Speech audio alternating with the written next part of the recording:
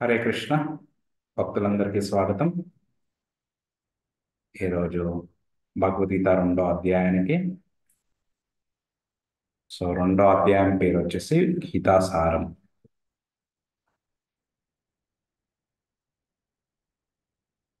దీన్ని సాంఖ్య యోగం కూడా అంటారు. ఓకే. ముందుగా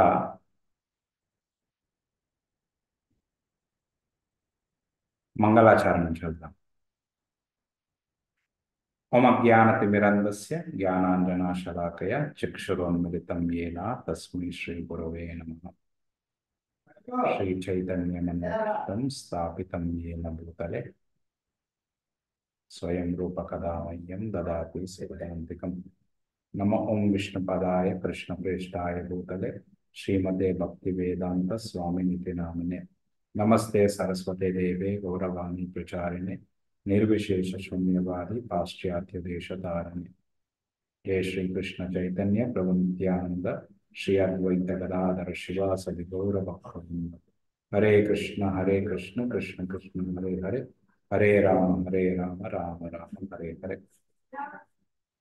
హరే కృష్ణ. భక్తులందరికీ స్వాగతం. ఓకే. లాస్ట్ క్లాస్లో మనము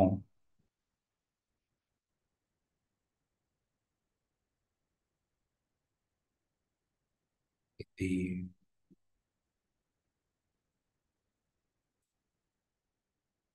రెండో అధ్యాయము గీతాసారము చర్చించుకున్నాము. ఈ మొదటి 3 సెక్షన్స్ చెప్పుకున్నాము. అర్జునుడు కృష్ణుడిది శరణం ఎలా కోడతాడు, ఆయన మార్గదర్శకత్వం అడుగుతాడు. ఓకే. ఎలా ఆయన నడుచుకోవాలో ఆయన్ని ఉపదేశించమని చెప్తాడనమాట. 11-30 శ్లోకాల్లో కృష్ణుడు అర్జునుడి యొక్క ప్రశ్నలకి, మొదటి అధ్యాయంలో ఉండే ప్రశ్నలకి ఇక్కడ జవాబిస్తుంటాడు. 11-37లో మొదటి 3 ప్రశ్నలకి కరుణ, భోగము, పాపము కోసము ఆన్సర్స్ ఇచ్చాడు. ఈ రోజు మనం 38-72 వరకు డిస్కస్ చేద్దాం. 38-53 కర్మకాండ కంటే మెరుగైంది నైష్కర్మ్య, బుద్ధి యోగ, ఫలాన్ని ఆశించకుండా చేసే కార్యాలు. 54-82 శ్లోకాలలో నైష్కర్మ్యాన్ని ఆచరించడం ద్వారా వ్యక్తి స్థితప్రజ్ఞ లక్షణాలను పొందుతారు. స్థితప్రజ్ఞ అంటే దైవ చైతన్యంలో స్థిరమైన వారు. అంటే హరే కృష్ణ, మీకు అందరికి వినిపిస్తుందా? ఎవరన్నా హ్యాండ్స్ అప్, తమ్నేల్ అలా చేయించండి. Okay, thank you.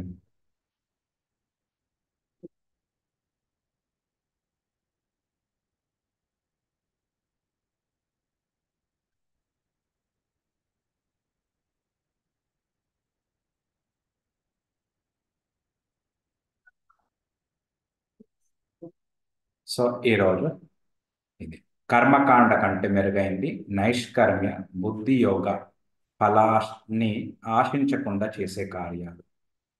ఇక్కడ కొద్దిగా తత్వం ఎక్కువ ఉంటుంది. ఓకే, మీరు కొద్ది ఓపికతోని వినాలి. ఇది ఏంటంటే మొత్తం భగవద్గీతలో ఉన్న చర్చించిందంతా ఇక్కడ దాని సారం మొత్తం కృష్ణుడు ఇస్తున్నాడు. అర్జునుడు కూడా 3వ అధ్యాయానికి వచ్చిన తర్వాత చూస్తే ఆయన కన్ఫ్యూజ్ అయిపోతాడు. ఓకే. ఇప్పటి వరకు నీకు పాపము నుండి భోగము రావాలన్నా కానీ, పాపము నుండి విముక్తి కావాలన్నా కానీ కృష్ణుడు 31-37 శ్లోకాలలో నీ ధర్మం నువ్వు చేస్తే ఈ రెండు ప్రశ్నలు ఏముండవు. నీకు భోగం లభిస్తుంది, జయిస్తే ఈ భూలోకానికి మొత్తము రాజుని అవుతావు, చక్రవర్తి అవుతావు. ఓకే.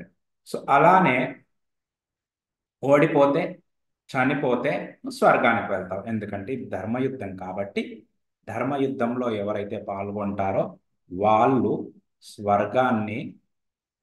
స్వర్గం లభిస్తుందన్నమాట వాళ్ళకి. ఓకే.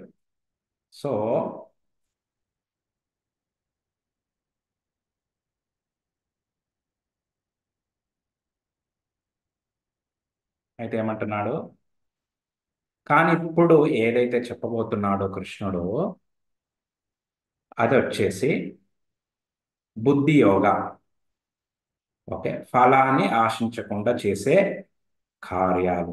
సో ఇక్కడ మనము ఇదేంటో తెలుసుకోండి. అదే ఫలాన్ని ఆశించకుండా అంటే రిజల్ట్ని ఆశించకుండా చేసే కార్యాలు ఎలా చేయాలి. సో దాన్నే బుద్ధి యోగా అంటారు. సో ఎప్పుడైతే ఇది చేస్తావో నీకు పాపము భోగము దక్కుతుంది, పాపము దక్కదు అని చెప్తుంది. సో ఎలా చేయాలి ఇవి? సుఖ దుఃఖే సమీకృత్వ లాభాలాభౌ జయాజయం తతో యుద్ధాయ యుజ్యస్వ నైవం పాపం అవాప్స్యసి. ఓకే, సో నీ కృత్వ, నీ ధర్మాన్ని సమాన భావంతో, ఓకే, సుఖము దుఃఖము ఈ ద్వంద్వాలన్నీ ఉంటాయన్నమాట జీవితంలో.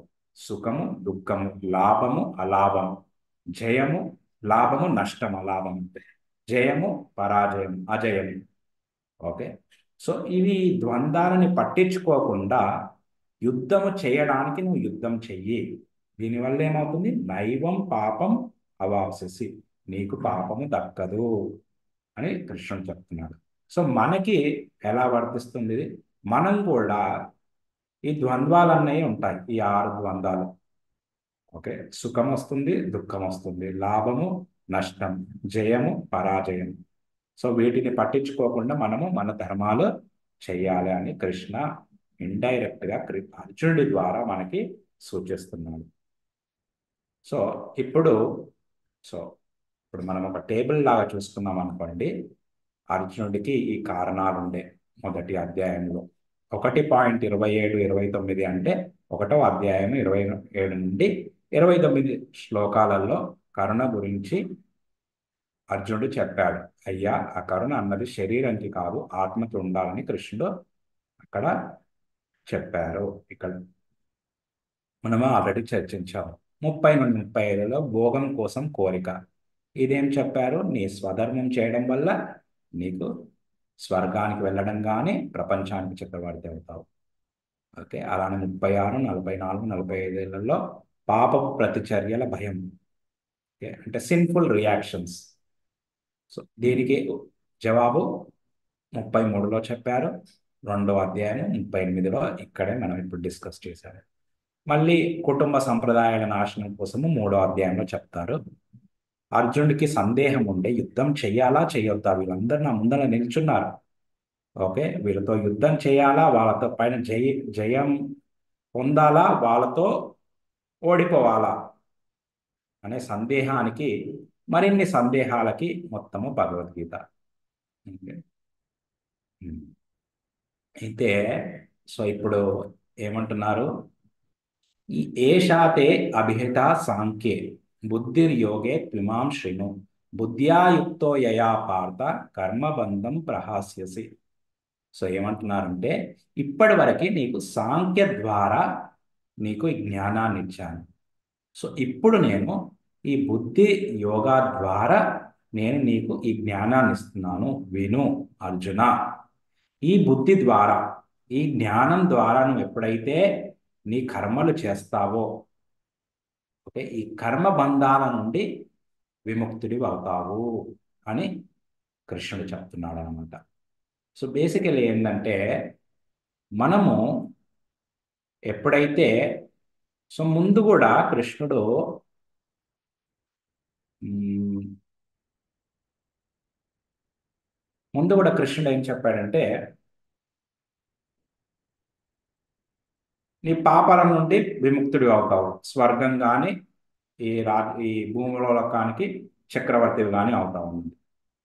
సో అయితే కర్మకాండ చేయడం వల్ల మనకి కర్మ బంధాలలో చిక్కుకుంటాం. ఓకే, మనకి ఏదన్నా అయితే అరే ఇది నా కర్మరా బాబు అని అంటాం. ఓకే, ఈ కర్మ బంధాల నుండి అంటే నువ్వు మంచి చేసినా కానీ ఆ మంచి చేసిన పుణ్యం చేసిన పుణ్యాన్ని అనుభవించడానికి మళ్ళీ జన్మనెత్తాలి. పాపం చేస్తే ఆ పాపాన్ని అనుభవించడానికి జన్మనెత్తాలి. సో ఈ పుణ్య పాపాల నుండి విముక్తుడి కావడానికి ఎలా విముక్తుడు అవ్వాలో ఆ జ్ఞానాన్ని నీకు ఇవ్వబోతున్నాను ఇప్పుడు. సో ఈ జ్ఞానం వల్ల నువ్వు ఈ కర్మబంధాల నుండి విముక్తుడి అయిపోతావు అని చెప్తున్నారు. సో ముందు వరకు చెప్పింది ఏంటంటే, ఎలా భోగం ఎలా వస్తుంది అన్నది చెప్పారు. ఇప్పుడు ఏదైతే చెప్పబోతున్నారో దానివల్ల అంటే ముందు చెప్పిన దానికన్నా ఈ జ్ఞానము ఉత్తమమైంది.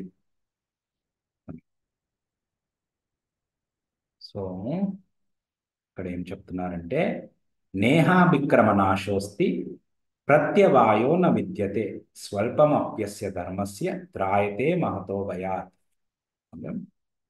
నేహ అభిక్రమ ఈ యోగము ఈ యోగము ఎవరైతే చేస్తారో దీంట్లో ఏమి కూడా నాశనం అంటే ఏది కూడా నీవు కోల్పోవు.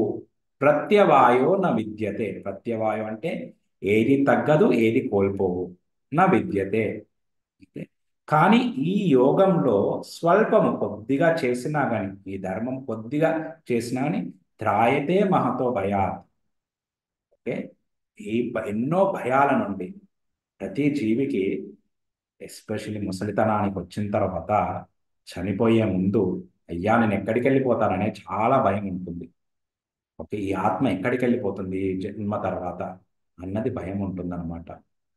ఓకే, ఈ యమ దూతలు వచ్చి తీసుకెళ్ళిపోతారా నన్ను, ఏ యోనిలోకి వెళ్తాను, ఎక్కడికి వెళ్తాను. ఇప్పుడు మీరు కొత్త ప్రదేశానికి వెళ్తున్నారు, మీరు దక్షిణ భారతంలో ఉన్నారు, ఒకసారి మీరు నార్త్ ఇండియాకి వెళ్తున్నారు అనుకోండి, అయోధ్యకి వెళ్తున్నారు. ఆ ట్రైన్లో ఓకే ఇట్లా ఒరిస్సా, బెంగాల్, బీహార్ అలా క్రాస్ అవుతూ యూపీకి వెళ్ళాలి. సో మీకు కొత్త ప్రదేశానికి అక్కడ ఎలా ఉంటుంది, ఓకే వసతులు ఎలా ఉంటాయి, ఆ ఓకే భోజనాలు దొరుకుతాయా, పడుకోవడం ఎలా, ఇవన్నిటి గురించి ఆలోచిస్తారు. దొంగలు ఉంటారా అక్కడ, అలా అక్కడ వ్యవహారం ఎలా చేస్తారు, నాకు లాంగ్వేజ్ రాదు అనే భయం ఉంటుంది. సో కృష్ణుడు ఏం చెప్తున్నాడు, సో ఈ ధర్మాన్ని పాటిస్తే నీకు ఆ భయాలన్నీ ఉండవు. సో ఈ ధర్మం ఏంటి అసలు? సో ఇప్పుడు మనము ఏం చెప్తున్నాడు కృష్ణుడు, ఫలాపేక్ష అంటే ఫలాన్ని ఆశించకుండా చేసే కర్మలు అని చెప్తుంది. సో ఇప్పటి వరకు 31 నుండి 38 వరకు ఫలము నీకు ఇది చేస్తే ఇది దక్కుతుంది అని చెప్పాడు. కానీ ఇప్పుడు ఏదైతే చెప్తున్నాడో అది భక్తి గురించి చెప్తున్నాడు. కానీ డైరెక్ట్ భక్తి అనకుండా బుద్ధి యోగా అంటున్నాడు. ఓకే, సో అది బుద్ధి అంటే ఏంది, నిజమైన బుద్ధి నిజమైన జ్ఞానం అంటే ఏంటంటే మనం ఎవరం. సో ముందే చెప్పారు మనం ఈ శరీరం కాదు, మనము ఆత్మ. ఈ ఆత్మ వచ్చేసి భగవంతుడి అంశం. ఇది మంచిగా గుర్తుపెట్టుకోండి. సో మన సంబంధం ఏంటి, ఇప్పుడు మనం నువ్వు ఎవరేమంటే మనం చెప్పుకుంటాం నేను పలానా పలానా, ఓకే నా తల్లిదండ్రులు వీళ్ళు, నా ఊరు ఇది, నేను ఇది చదువుకున్నాను, నేను ఇక్కడ జాబ్ చేస్తున్నాను అని చెప్పుకుంటాను. ఓకే, కానీ అది ఈ శరీరానికి సంబంధించింది, అది శాశ్వతమైంది కాదు, అది టెంపరీ. కానీ మనం ఏం చెప్పాలి మెయిన్, ఆత్మ గురించి వస్తే ఆత్మ భగవంతుడి అంశం, శ్రీకృష్ణుడి అంశం. ముందులో భగవద్గీతలో చెప్తాడు, మమైవాంశో జీవలోకే జీవభూత సనాతన. ఈ ఆత్మ సనాతనం, ఎల్లప్పుడూ ఉంటుంది, ఇది నా యొక్క అంశము అని కృష్ణుడు చెప్తున్నాడు. సో మనం భగవంతుడి అంశము కాబట్టి ఈ చెయ్యి ఈ శరీరం యొక్క అంశం, అందుకోసం ఈ చెయ్యి ఈ శరీరానికి పనిచేస్తుంది. అలానే భగవంతుడి అంశం కాబట్టి భగవంతుడికి సేవ చేయాలి. ఓకే, సో మన సంబంధము భగవంతుడితో ఎలా ఉంది. ఓకే, సో భగవంతుడికి అందరం భగవంతుడి పిల్లలం మనం. సో ఆయనకి మనం సేవ చేయాలి. ఓకే, ఎలా చేయాలి, నిష్కామ భావంతో, అంటే ఏమి ఆశించకుండా. సో ఎప్పుడైతే మనం ఏమి ఆశించకుండా చేస్తామో అప్పుడు మనకి ఎక్కువ రిజల్ట్స్ వస్తాయి. సో మనం చూస్తాం, మనం తల్లిదండ్రులను ఎల్లప్పుడూ జీవితాంతం గుర్తుపెట్టుకుంటాం. ఎందుకు? ఎందుకంటే మనం చూసాం, మన చిన్నప్పటి నుండి ఎన్నో సంవత్సరాలకి మన పైన ఏమీ ఆశించకుండా వాళ్ళు మన కోసం ఎన్నో సేవలు చేశారు. అందుకోసము వాళ్ళని ఎవరైతే ఓకే నిస్వార్థంతో పనులు చేస్తారో, సేవలు చేస్తారో వాళ్ళని ఎప్పుడు మర్చిపోము. సో ఇప్పుడు కృష్ణుడు అదే చెప్తున్నాడు, ఈ నిస్వార్థ భావనతో మనం పనులు చేయాలి అనేసి.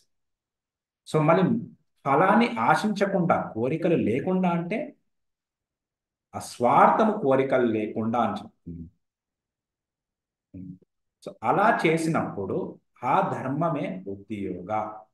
అలా చేస్తే ఏమవుతుంది?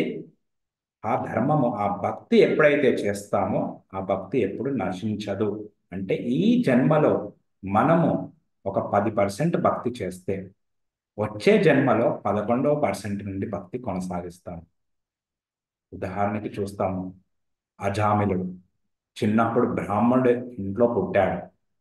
అన్ని వాళ్ళ నాన్నకి ఎన్నో సేవలు చేసేవాడు. కానీ దురదృష్టాన్న ఒక వేశ్య సాంగత్యంలో వచ్చి ఆమెను పెళ్లి చేసుకొని ఆమెతో పిల్లల్ని కంటాడు.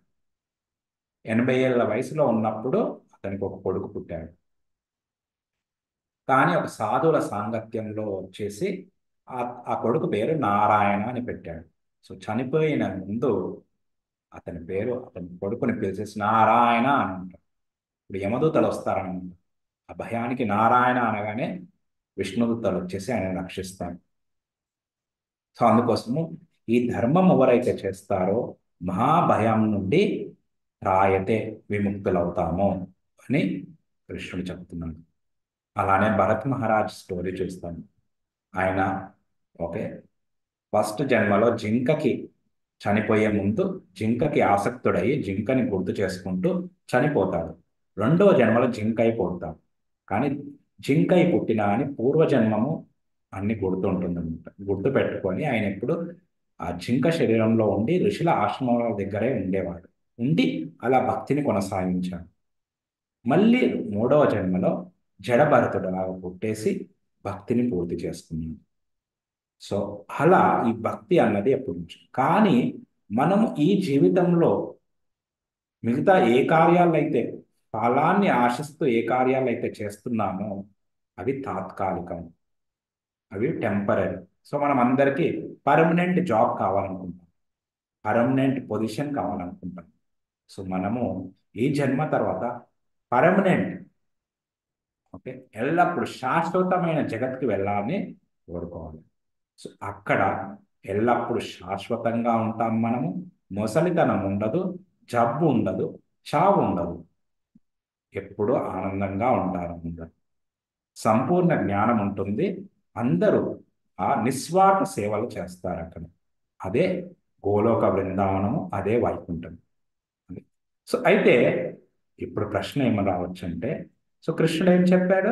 నువ్వు కొద్దిగా భక్తి చేసినా కానీ నీకు ఎంతో మేలు జరుగుతుంది అంటున్నాడు. త్రాయతే మహతో భయాత్, ఈ భయం నుండి విముక్తుడి అవుతావు. అయితే అనుకోవచ్చు, సరే నేను ఈ జన్మలో ఈ భగవద్గీత ఒకటి వింటాను, వచ్చే జన్మలో మళ్ళీ ఈ జన్మలో 10% చేస్తాను, వచ్చే జన్మలో ఇంకెక్కువ చేస్తాను 11 నుండి. కానీ కృష్ణుడు దాన్ని కౌంటర్ వేస్తున్నాడు అనమాట. ఓకే, సో అది కరెక్టే, కొద్ది కొద్దిగా చేసుకుంటూ పోవచ్చు. కానీ ఎవరైతే ఈ ధర్మాన్ని పాటిస్తారో వ్యవసాయాత్మిక బుద్ధి ఏకేహ కురునందన బహుశాకాయ అనంతస్య బుద్ధయో అవ్యవసాయినాం. వ్యవసాయాత్మిక బుద్ధి అంటే స్థిరమైన బుద్ధి. ఈ ఈ మార్గంలో ఎవరైతే ఉంటారో ఈ బుద్ధి యోగ, ఈ భక్తి మార్గం, బుద్ధి యోగ, భక్తి యోగ, నిష్కామ కర్మ యోగ, ఈ ఈ పదాలు నానార్థాలని సిననిమ్స్ అంటారు ఇంగ్లీష్లో. సో ఈ మార్గంలో ఎవరైతే ఉంటారో వాళ్ళ లక్ష్యం ఒకటే ఉంటుంది. సో మన లక్ష్యం ఏముండాలి?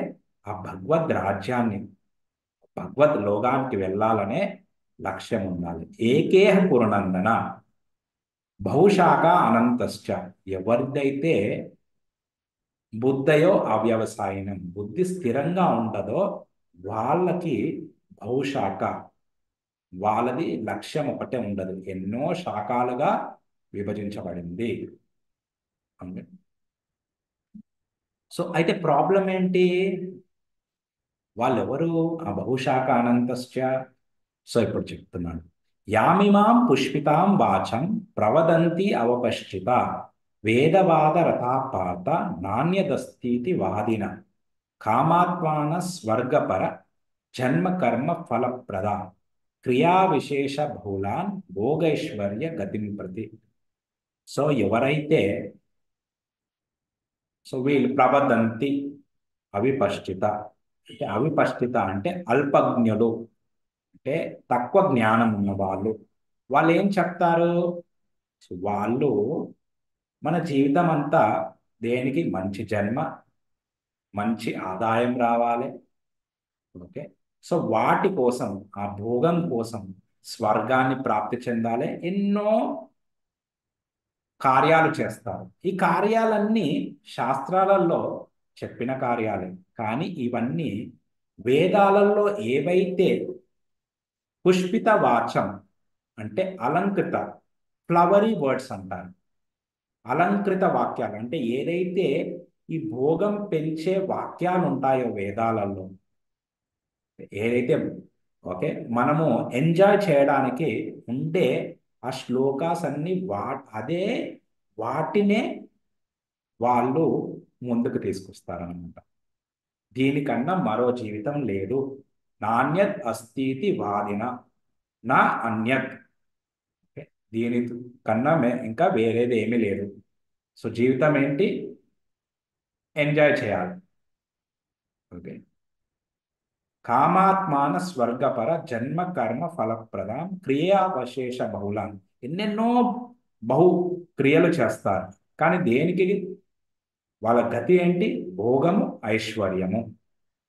ఈ భోగాని కోసము, ఐశ్వర్యాని కోసమే అన్ని పనులు చేస్తారు. సో అయితే ఇప్పుడు మనం చూస్తున్నాం కదా. సో ప్రాబ్లం ఏంటి? మళ్ళీ వేదాలలోనే చెప్పారు, వేదాల నుండి తీసుకొని యజ్ఞాలు చేస్తున్నారు అంటున్నారు. సో దీనివల్ల ప్రాబ్లం ఏంటి? సో ఆ శాస్త్రాలను అనుసరించి చేసినప్పుడు ప్రాబ్లం ఏంటి? కృష్ణుడు ముందు కూడా చెప్పాడు మనకి, నువ్వు నీ ధర్మం చేస్తే భోగం వస్తుంది. సో అర్జునుడు ఇవి యజ్ఞాల గురించి, వీటి గురించి ఎన్నో విన్నాడు. సో ఇలా చేస్తే భోగం వస్తుంది. కానీ కృష్ణుడు ఏం చెప్తున్నాడు ఇప్పుడు? నేను ముందు చెప్పిన దానికన్నా ఇంకా హయ్యర్ నాలెడ్జ్, ఉత్తమమైన జ్ఞానం ఇస్తాను అని చెప్తున్నాడు. ఆ ఉత్తమమైన జ్ఞానం ఏంటి? ముందు నీ ధర్మం చేస్తే నీకు, సో యజ్ఞాలు ఇవన్నీ చేస్తే ఎన్నో భోగాలు వస్తాయి, స్వర్గానికి కూడా వెళ్ళొచ్చు. కానీ స్వర్గము శాశ్వతమైన జగతం కాదు, అది అశాశ్వతం. 10,000 సంవత్సరాలు అక్కడ ఉన్న తర్వాత మళ్ళీ భూమిపైకి రావాలి. సో అక్కడ కూడా మృత్యు ఉంటుంది. అందుకోసము కృష్ణుడు ఇది దానికన్నా మెరుగైంది, దానికన్నా ఉత్తమమైంది ఇవ ఇస్తున్నా అని అన్నాడు, ఈ బుద్ధి యోగం.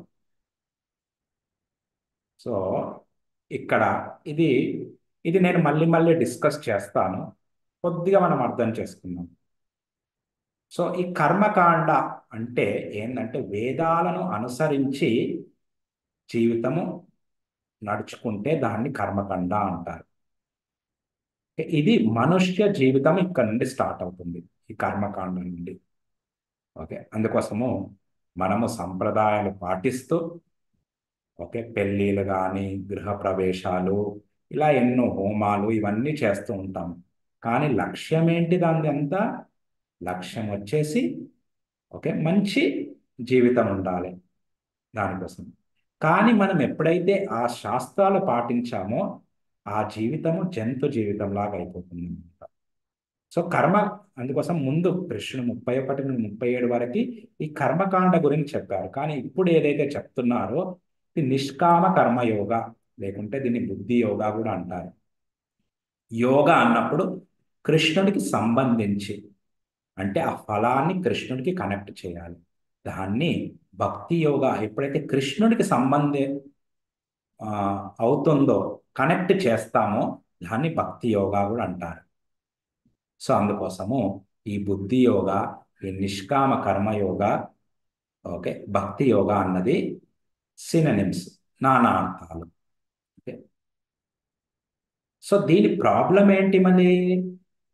ఓకే, సో ఇక్కడ కృష్ణుడు చెప్తున్నాడు అనమాట, భోగైశ్వర్య ప్రసక్తానాం దయా అపురత చేతసాం వ్యవసాయాత్మిక బుద్ధి సమాధౌ న విధీయతే. ఓకే, ఏమంటున్నారంటే భోగైశ్వర్య ప్రసక్తానాం, ఎవరైతే ఈ భోగానికి, ఐశ్వర్యాలకి, సంపదలకి, వీటికన్నిటికీ, భౌతిక సంపదలకి ఎక్కువ ఆసక్తి ఉంటుందో, తయా అపరిత చేతసాం, వాళ్ళ బుద్ధి, ఓకే, వాళ్ళ బుద్ధి అపరిత అంటే కోల్పోతారంట. సరి అయిన బుద్ధిని, ఈ భక్తి యొక్క బుద్ధిని కోల్పోతారు. వ్యవసాయాత్మిక బుద్ధి, స్థిరమైన బుద్ధి వాళ్ళకి లభించదు. నా విధీయతే, సమాధౌ న విధీయతే. ఓకే, సమాధి అంటే స్థిరంగా ఉండడము, వాళ్ళు స్థిరంగా ఉండలేరు. దేంట్లో? వ్యవసాయాత్మిక బుద్ధి, ఈ భక్తిలో స్థిరంగా ఉండలేరు. సో ఎప్పుడైతే మనకి ఎక్కువ కోరికలు ఉంటాయో, స్వార్థాలు ఉంటాయో, అప్పుడు నిస్వార్థంతో సేవ చేయలేము. సో అందుకోసము ఏం చెప్పారు కృష్ణుడు?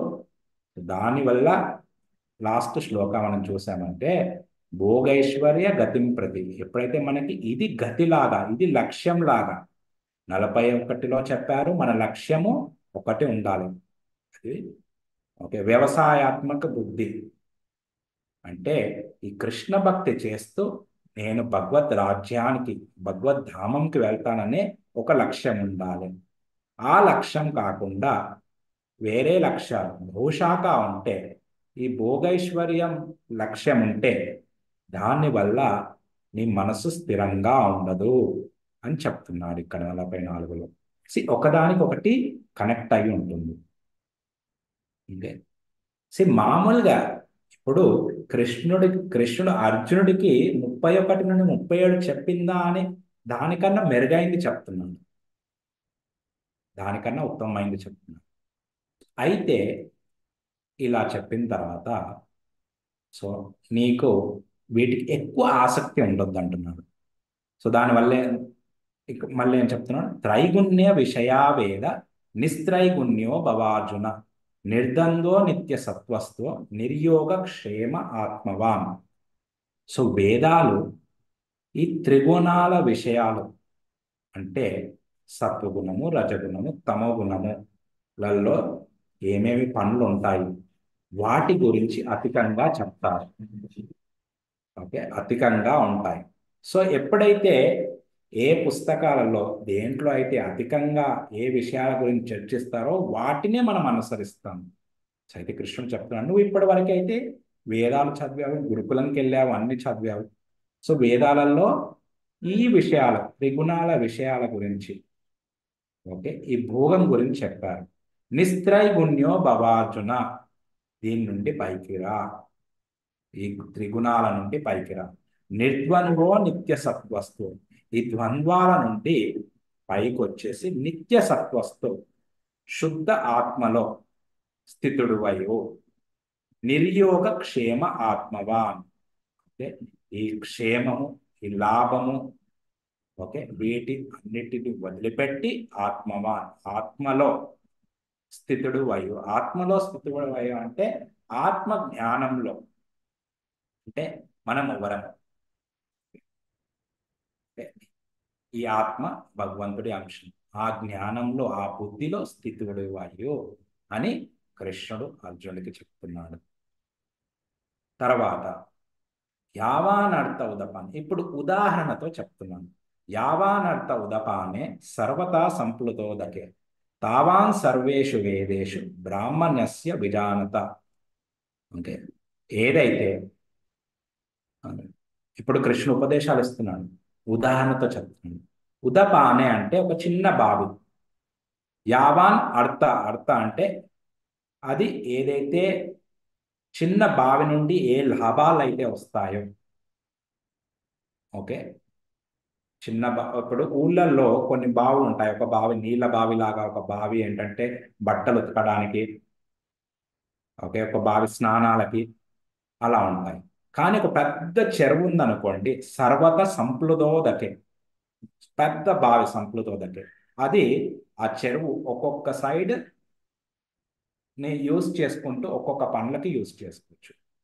అలానే ఎవరైతే తావాన్ సర్వేషు వేదేషు బ్రాహ్మణస్య విజానత, ఎవరైతే బ్రాహ్మణస్య అంటే భగవంతుడి విషయాలు జ్ఞానం ఉంటుందో వాళ్ళ నుండి మనకు వేదాల యొక్క సారము మనకు తెలుస్తుంది. అంటే ఇండైరెక్ట్ గా మనకి ఏం చెప్తున్నాడంటే, అలాంటి గురువు దగ్గరికి వెళ్ళి ఆ వేదాల సారము ఏంటో తెలుసుకోవాలి. వాళ్ళకి ఆ వేదాల జ్ఞానం అంతా ఉంది కాబట్టి, దాని సారం తెలుసు కాబట్టి, అలాంటి వాళ్ళ దగ్గరికి వెళ్తే నీకు వేదాలలో ఉండే విషయాల అన్ని సారం అంతా తెలిసిపోతుంది. గీత కూడా వేదాల యొక్క సారమే.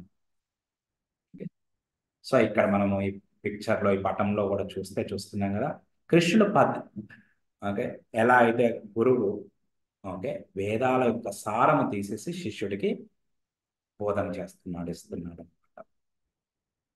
15వ అధ్యాయం 15వ శ్లోకాలు భగవద్గీత 15వ అధ్యాయం 15:15 అక్కడ కూడా కృష్ణుడు చెప్తాడు, అన్ని వేదాల ద్వారా నన్నే తెలుసుకోవాలి. సర్వస్య చాహం హృది సన్నివిష్టో మత్తా స్మృతి జ్ఞానం అపోనుంచ వేదేశ్చ సర్వైర్ అహమేవ వేద్యో. ఓకే, వేదేశ్చ సర్వైర్, అన్ని వేదాల ద్వారా అహం ఏవ వేద్యో, నన్నే తెలుసుకోవాలి అని. సో అది మనకి గురువు ద్వారా తెలుస్తుంది. ఓకే, సో ఇప్పుడు కృష్ణుడు ఇక్కడ వరకు ఏం చెప్తూ ఉన్నాడు, నువ్వు అన్ని విన్నావయ్యా, ఓకే ఈ కర్మలు చేస్తే ఇలా ఇలా ఫలం దక్కుతుందని, కానీ ఎలా, ఈ ఆసక్తి లేకుండా ఎలా చేయాలి. ఇప్పుడు 47లో ఇది చాలా ఫేమస్ శ్లోక. ఓకే, కానీ చాలా వరకు అందరూ ఫస్ట్ లైన్ చెప్తారు, కర్మణ్యేవాధికారస్తే, వర్క్ ఈజ్ వర్షిప్. కానీ అది కాదు, 4 లైన్లు చూసుకోండి. కర్మణ్యేవాధికారస్తే మా ఫలేషు కదాచన మా కర్మ ఫల హేతుర్భుర్ మాతే సంగోస్తు అకర్మణి. సో ఒక్కొక్క లైన్కి, ఫస్ట్ లైన్కి సెకండ్ లైన్కి కౌంటర్ అలా ఉంటాయి అన్నమాట. కృష్ణుడే కౌంటర్ ఇచ్చుకుంటూ, కర్మణ్యేవాధికారస్తే, నీ కర్మ అంటే నీ ధర్మం, నీ విద్యుక్త ధర్మం. ఓకే, నువ్వు ఒక స్టూడెంట్ అయితే నీ ధర్మ ఏంటి, చదువుకోవాలి. ఒక ఫ్యామిలీ పర్సన్ అయితే ఇంట్లో ఉన్నప్పుడు తల్లిదండ్రులకి కొడుకులాగా సేవ చేయాలి, వైఫ్కి భర్తలాగా సేవ చేయాలి, పిల్లలకి తండ్రిలాగా చేయాలి. ఆఫీస్కి వెళ్తే ఒక పొజిషన్ ఉండొచ్చు, మేనేజర్ కానీ ఓకే, లేకుంటే ఆ, ఏదన్నా ఒక ప్రాజెక్ట్ లీడర్ కానీ, అలాంటి అధికారం ఉంది. సో నీ కర్మ చేయడానికి అధికారం నీకుంది, కానీ నీకు ఏమి ఫలము దక్కుతుందో ఆ దానిపైన అధికారం లేదు. వాళ్ళు ఎలా నీ పైన రియాక్ట్ అవుతారు, నాకు ఇలాంటి ఫలమే దక్కాలి, దానిపైన అధికారం లేదు అని కృష్ణుడు చెప్తున్నాడు. మా కర్మ ఫల హేతుర్భు. ఓకే, ఆ కర్మ ఫల హేతు అంటే నువ్వు కారణము కాదు. ఓకే, ఆ కర్మ ఫలానికి మనము కారణం కాదు. మనము ఒకరితో మంచిగా వ్యవహారం చేయొచ్చు, వాళ్ళు ఎలా వ్యవహరిస్తారన్నది మన చేతిలో లేదు, అది వాళ్ళ చేతిలో ఉంది. సో వాళ్ళు సపోజ్ మంచిగా వ్యవహరించారనుకో, అది ఓ నేను మంచిగా వ్యవహరించాను కాబట్టి వాళ్ళు మంచిగా వ్యవహరించారు, అది కారణం, నువ్వు కారణం కాదు. ఇది దీని గురించి, కారణాల గురించి 3వ అధ్యాయం 5వ అధ్యాయం 18వ అధ్యాయాలలో చెప్తాడు. ఏంటి కారణాలు, ఎవరు మళ్ళీ మనకు వచ్చే ఫలానికి కారణాలు ఎవరు. మనం ఒక కారణం, కానీ ఎన్నో కారణాలు ఉంటాయి మనం చేసే కర్మలకి ఫలం దక్కాలంటే. ఆ కారణాలు ముందులో మనము డిస్కస్ చేద్దాం. కానీ సో నేను ఫలానికి కారణం కాదంటే వేరే ఎన్నో కారణాలు ఉన్నాయంటే, మనకి ఇప్పుడు ప్రశ్న ఏం రావచ్చు, అయ్యా కర్మ ఎందుకు చేయాలి, వేరే వాళ్ళ నుండే నాకు దక్కుతాయి అంటే ఫలం దక్కుతుంది అంటే. కానీ 4వ లైన్ దానికి కౌంటర్ ఇస్తాను, మాతే సంగోస్తి అకర్మని. అకర్మని అంటే నీకు ఎలాంటి సంగోస్తి అంటే ఆసక్తి ఉండొద్దు. అకర్మ చేయాలంటే కర్మ చేయకపోవడానికి, అయ్యా నేను నా కర్మ చేయను, నేనేం ధర్మం చేయను, నేను అన్నీ త్యాగం చేస్తాను. ఇప్పుడు అర్జునుడు అంటున్నాడు కదా, నేను యుద్ధం చేయను. నువ్వు క్షత్రియుడు, నువ్వు ఈ ధర్మయుద్ధం చేయాల్సిందే. ఇది కృష్ణుడి యొక్క ఉపదేశం. కృష్ణుడిని గురువులాగా ఆయన ఆ, స్వీకరించాడు. శిష్యస్తేహం షాదిమాం త్వాం ప్రపన్నాం, నేను నీకు శరణం తీసుకుంటున్నాను, నువ్వు నా గురువు అని 2వ అధ్యాయం 7వ శ్లోకాలు చెప్పాడు. సో ఇప్పుడు కృష్ణుడు ఆ గురువు లాగా గైడ్ చేస్తున్నాడు మనకందరికీ. ఈ భగవద్గీత అర్జునుడి మాధ్యంతో మనందరికీ జ్ఞానం ఇస్తున్నాడు కృష్ణుడు. ఓకే, సో ఇలా చెప్పాడనమాట. సో ఇది వర్క్ ఈజ్ వర్షిప్. దాని తర్వాత కూడా but I can't expect the fruit. Okay. ఆ, మన ధర్మాన్ని పూజించాలి, కానీ ఫలాన్ని ఆశించొద్దు. ఫలానికి నేను కారణం కాదు.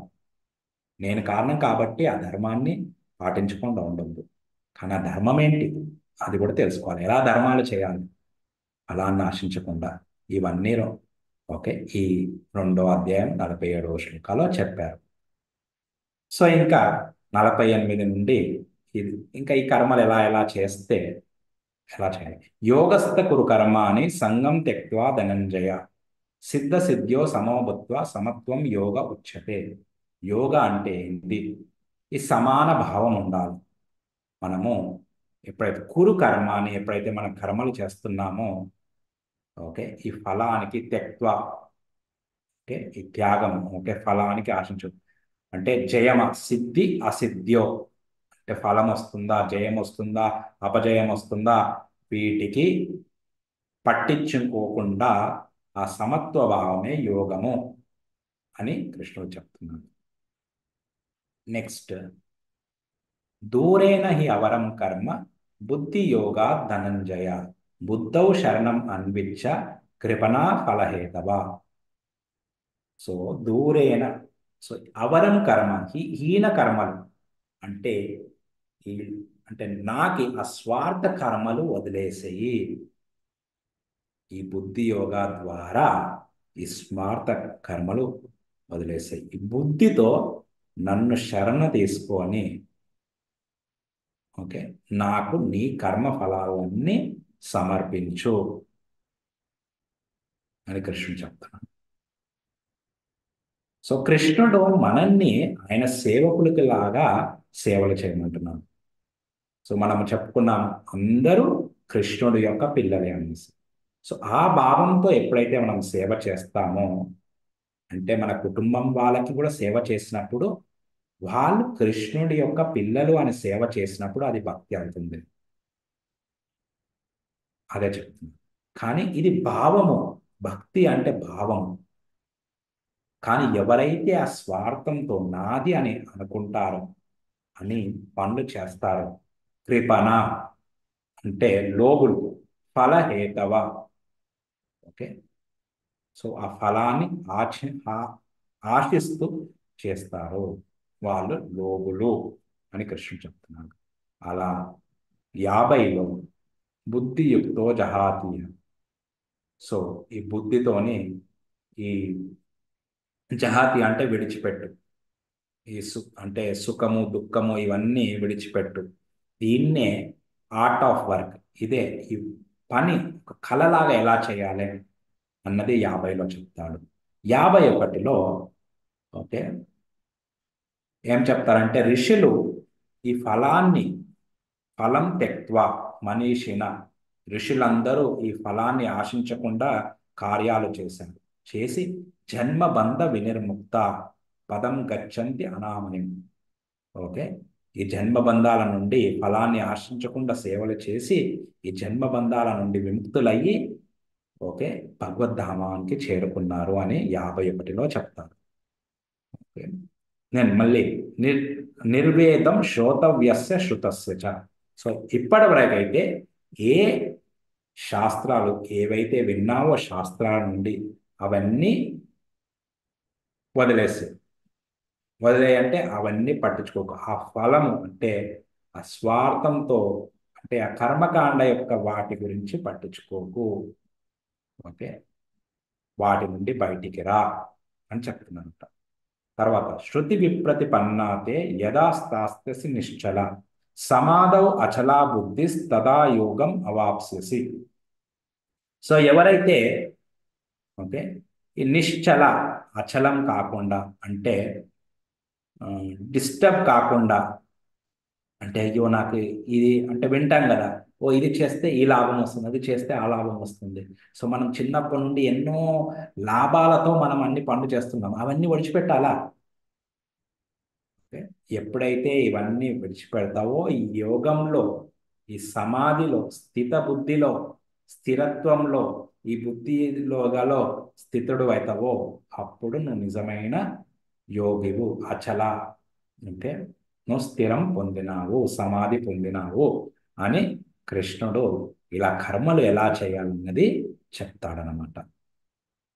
ఎక్కడి నుండి 38 నుండి 53 వరకు ఈ బుద్ధి యోగా ఎలా చేయాలి, ఈ భక్తి ఎలా చేయాలి అన్నది చెప్పారు.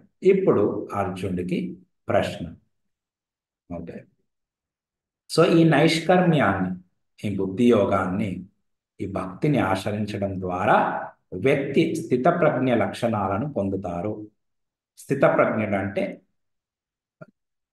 ఎప్పుడైతే అతని ఆ, స్థిరంగా, మనస్సు స్థిరంగా ఉంటుంది. మనసు స్థిరంగా అంటే ఎప్పుడైతే లక్ష్యం స్థిరమై ఉంటుందో, ఇప్పుడు ప్రతి ఒక్కరికి మనకి ఏవైతే లక్ష్యాలు ఉన్నాయో, ఇప్పుడు ఉండే మనకి లక్ష్యాలు ఎప్పుడైతే భగవద్గీత అనుసరించే లక్ష్యాలు లేవో ఆ లక్ష్యాలన్నీ తాత్కాలికం. కానీ ఎప్పుడైతే లక్ష్యం స్థిరమవుతుందో అప్పుడు మనసు స్థిరంగా పెట్టుకోవచ్చు. ఎవరైతే కాంపిటేటివ్ ఎగ్జామ్స్కి ప్రిపేర్ అవుతారో వాళ్ళు ఆ లక్ష్యం పైన స్థిరంగా పెట్టుకుని వాళ్ళు అచీవ్ చేయాలి. ఐఐటిలో సీట్ తెచ్చుకోవాలి, ఐఏఎస్లో సీట్ తెచ్చుకోవాలి, ఎంసెట్లో సీట్ తెచ్చుకోవాలి, అలా ఉంటుంది. అమెరికాకి వెళ్ళాలి. సో అప్పుడు వాళ్ళకి ఎన్ని బాధలు వచ్చినా అని వాటి గురించి పట్టించుకోరు. ఓకే. సో అలానే మనకి ఎప్పుడైతే మనము ఈ జన్మ బంధ జన్మ బంధాల నుండి విముక్తులం కావాలి, భగవద్ధామంకి పోవాలి, ఆ లక్ష్యం ఎప్పుడైతే పెట్టుకుంటామో మనకు వచ్చే సుఖము దుఃఖాలు వీటి నుండి విముక్తులం అవుతాం. అయితే అర్జునుడు అడుగుతున్నాడు, స్థిత ప్రజ్ఞస్య కావాష సమాధిస్తస్య కేశవ స్థితది కిం ప్రభాషేత కిమాసీత వ్రజేత కిం. సో ఈ స్థిత ప్రజ్ఞుడు, అతని భాష ఏంటి, అతను ఎలా మాట్లాడతాడు, ఎలా కూర్చుంటాడు, ఓకే, కిం ప్రభాషేత ఎలా మాట్లాడతాడు, కిం ఆసీత ఎలా కూర్చుంటాడు, వ్రజేత కిం ఎలా నడుస్తాడు. ఓకే, అంటే నాగరికత, కల్చర్ గురించి అడుగుతున్నాను. సో ఇది ఒక జస్ట్ ఒక టేబుల్ లాగా సమాధి మగ్నమైన చైతన్యం అంటే స్థిత ప్రజ్ఞ గలవాని లక్షణాలు ఏవి, అతను కిం ప్రభాషేత అంటే ఏ విధంగా మాట్లాడుతాడు. ఓకే, ఇది దీనికి జవాబు కృష్ణుడు 56, 57లో చెప్తాడు. అంతర్గత అర్థం అంటే రెచ్చగొట్టే పరిస్థితులలో అతను ఎలా వ్యవహరిస్తాడు. సో మనం అందరము ఈ సందర్భాలకి ఎదుర్కొంటాం, ఈ సందర్భాలన్నీ ఎదుర్కొంటాం. సో ఈ సందర్భాలలో ఎలా మనం వ్యవహరించాలి అని కృష్ణుడు మనకు చెప్పబోతుంటాడు. కిమ్ ఆసీత అంటే ఎట్లా కూర్చుంటాడు, ఎట్లా కూర్చుంటాడు అంటే అర్థం ఏంటి. సో దీనికి జవాబు 58 నుండి 63లో చెప్తాడు. అతను తన ఇంద్రియాలను ఇంద్రియ వస్తువుల నుండి ఎలా నియంత్రిస్తాడు. ఇంద్రియ వస్తువులు అంటే ఇప్పుడు కళ్ళకి అందమైన దృశ్యాలు చూడాలి, చెవులకి మంచి మ్యూజిక్ వినాలి, ముక్కుకి మంచి సుగంధము, ఓకే, ఉన్న స్మెల్ చేయాలి, ఆ నోటికి మంచి భోజనం చేయాలి. అలా మళ్ళీ చర్మానికి చాలా సాఫ్ట్గా ఉన్న వస్తువులు ఎప్పుడు స్పర్శలో పెట్టుకోవాలి. సో ఇవన్నీ ఇంద్రియ వస్తువులు. ఈ ఇంద్రియాలకు 5 ఇంద్రియాలకు 5, ఓకే, ఆ వస్తువులు అనమాట. వాటితో ఆ ఇంద్రియాలతో మనం భోగం చేస్తున్నాం. సో వాటిని ఎలా నియంత్రించాలి అని కూర్చోవడం అంటే ఎలా నడుచుకోవాలి, వ్రజేతకి ఎలా నడుస్తాడు అతను. ఇది 64 నుండి 72లో చెప్తున్నాడు. తన ఇంద్రియాలను ఎలా పనిలో నియమిస్తాడు, ఎలా సేవలలో యుక్తం చేస్తాడు, నియమిస్తాడు. ఓకే, ఇప్పుడు కృష్ణుడు చెప్తున్నాడు. ఓకే. సో ఇది ఫస్ట్ ఆ లక్షణాల కోసం చెప్తుంది.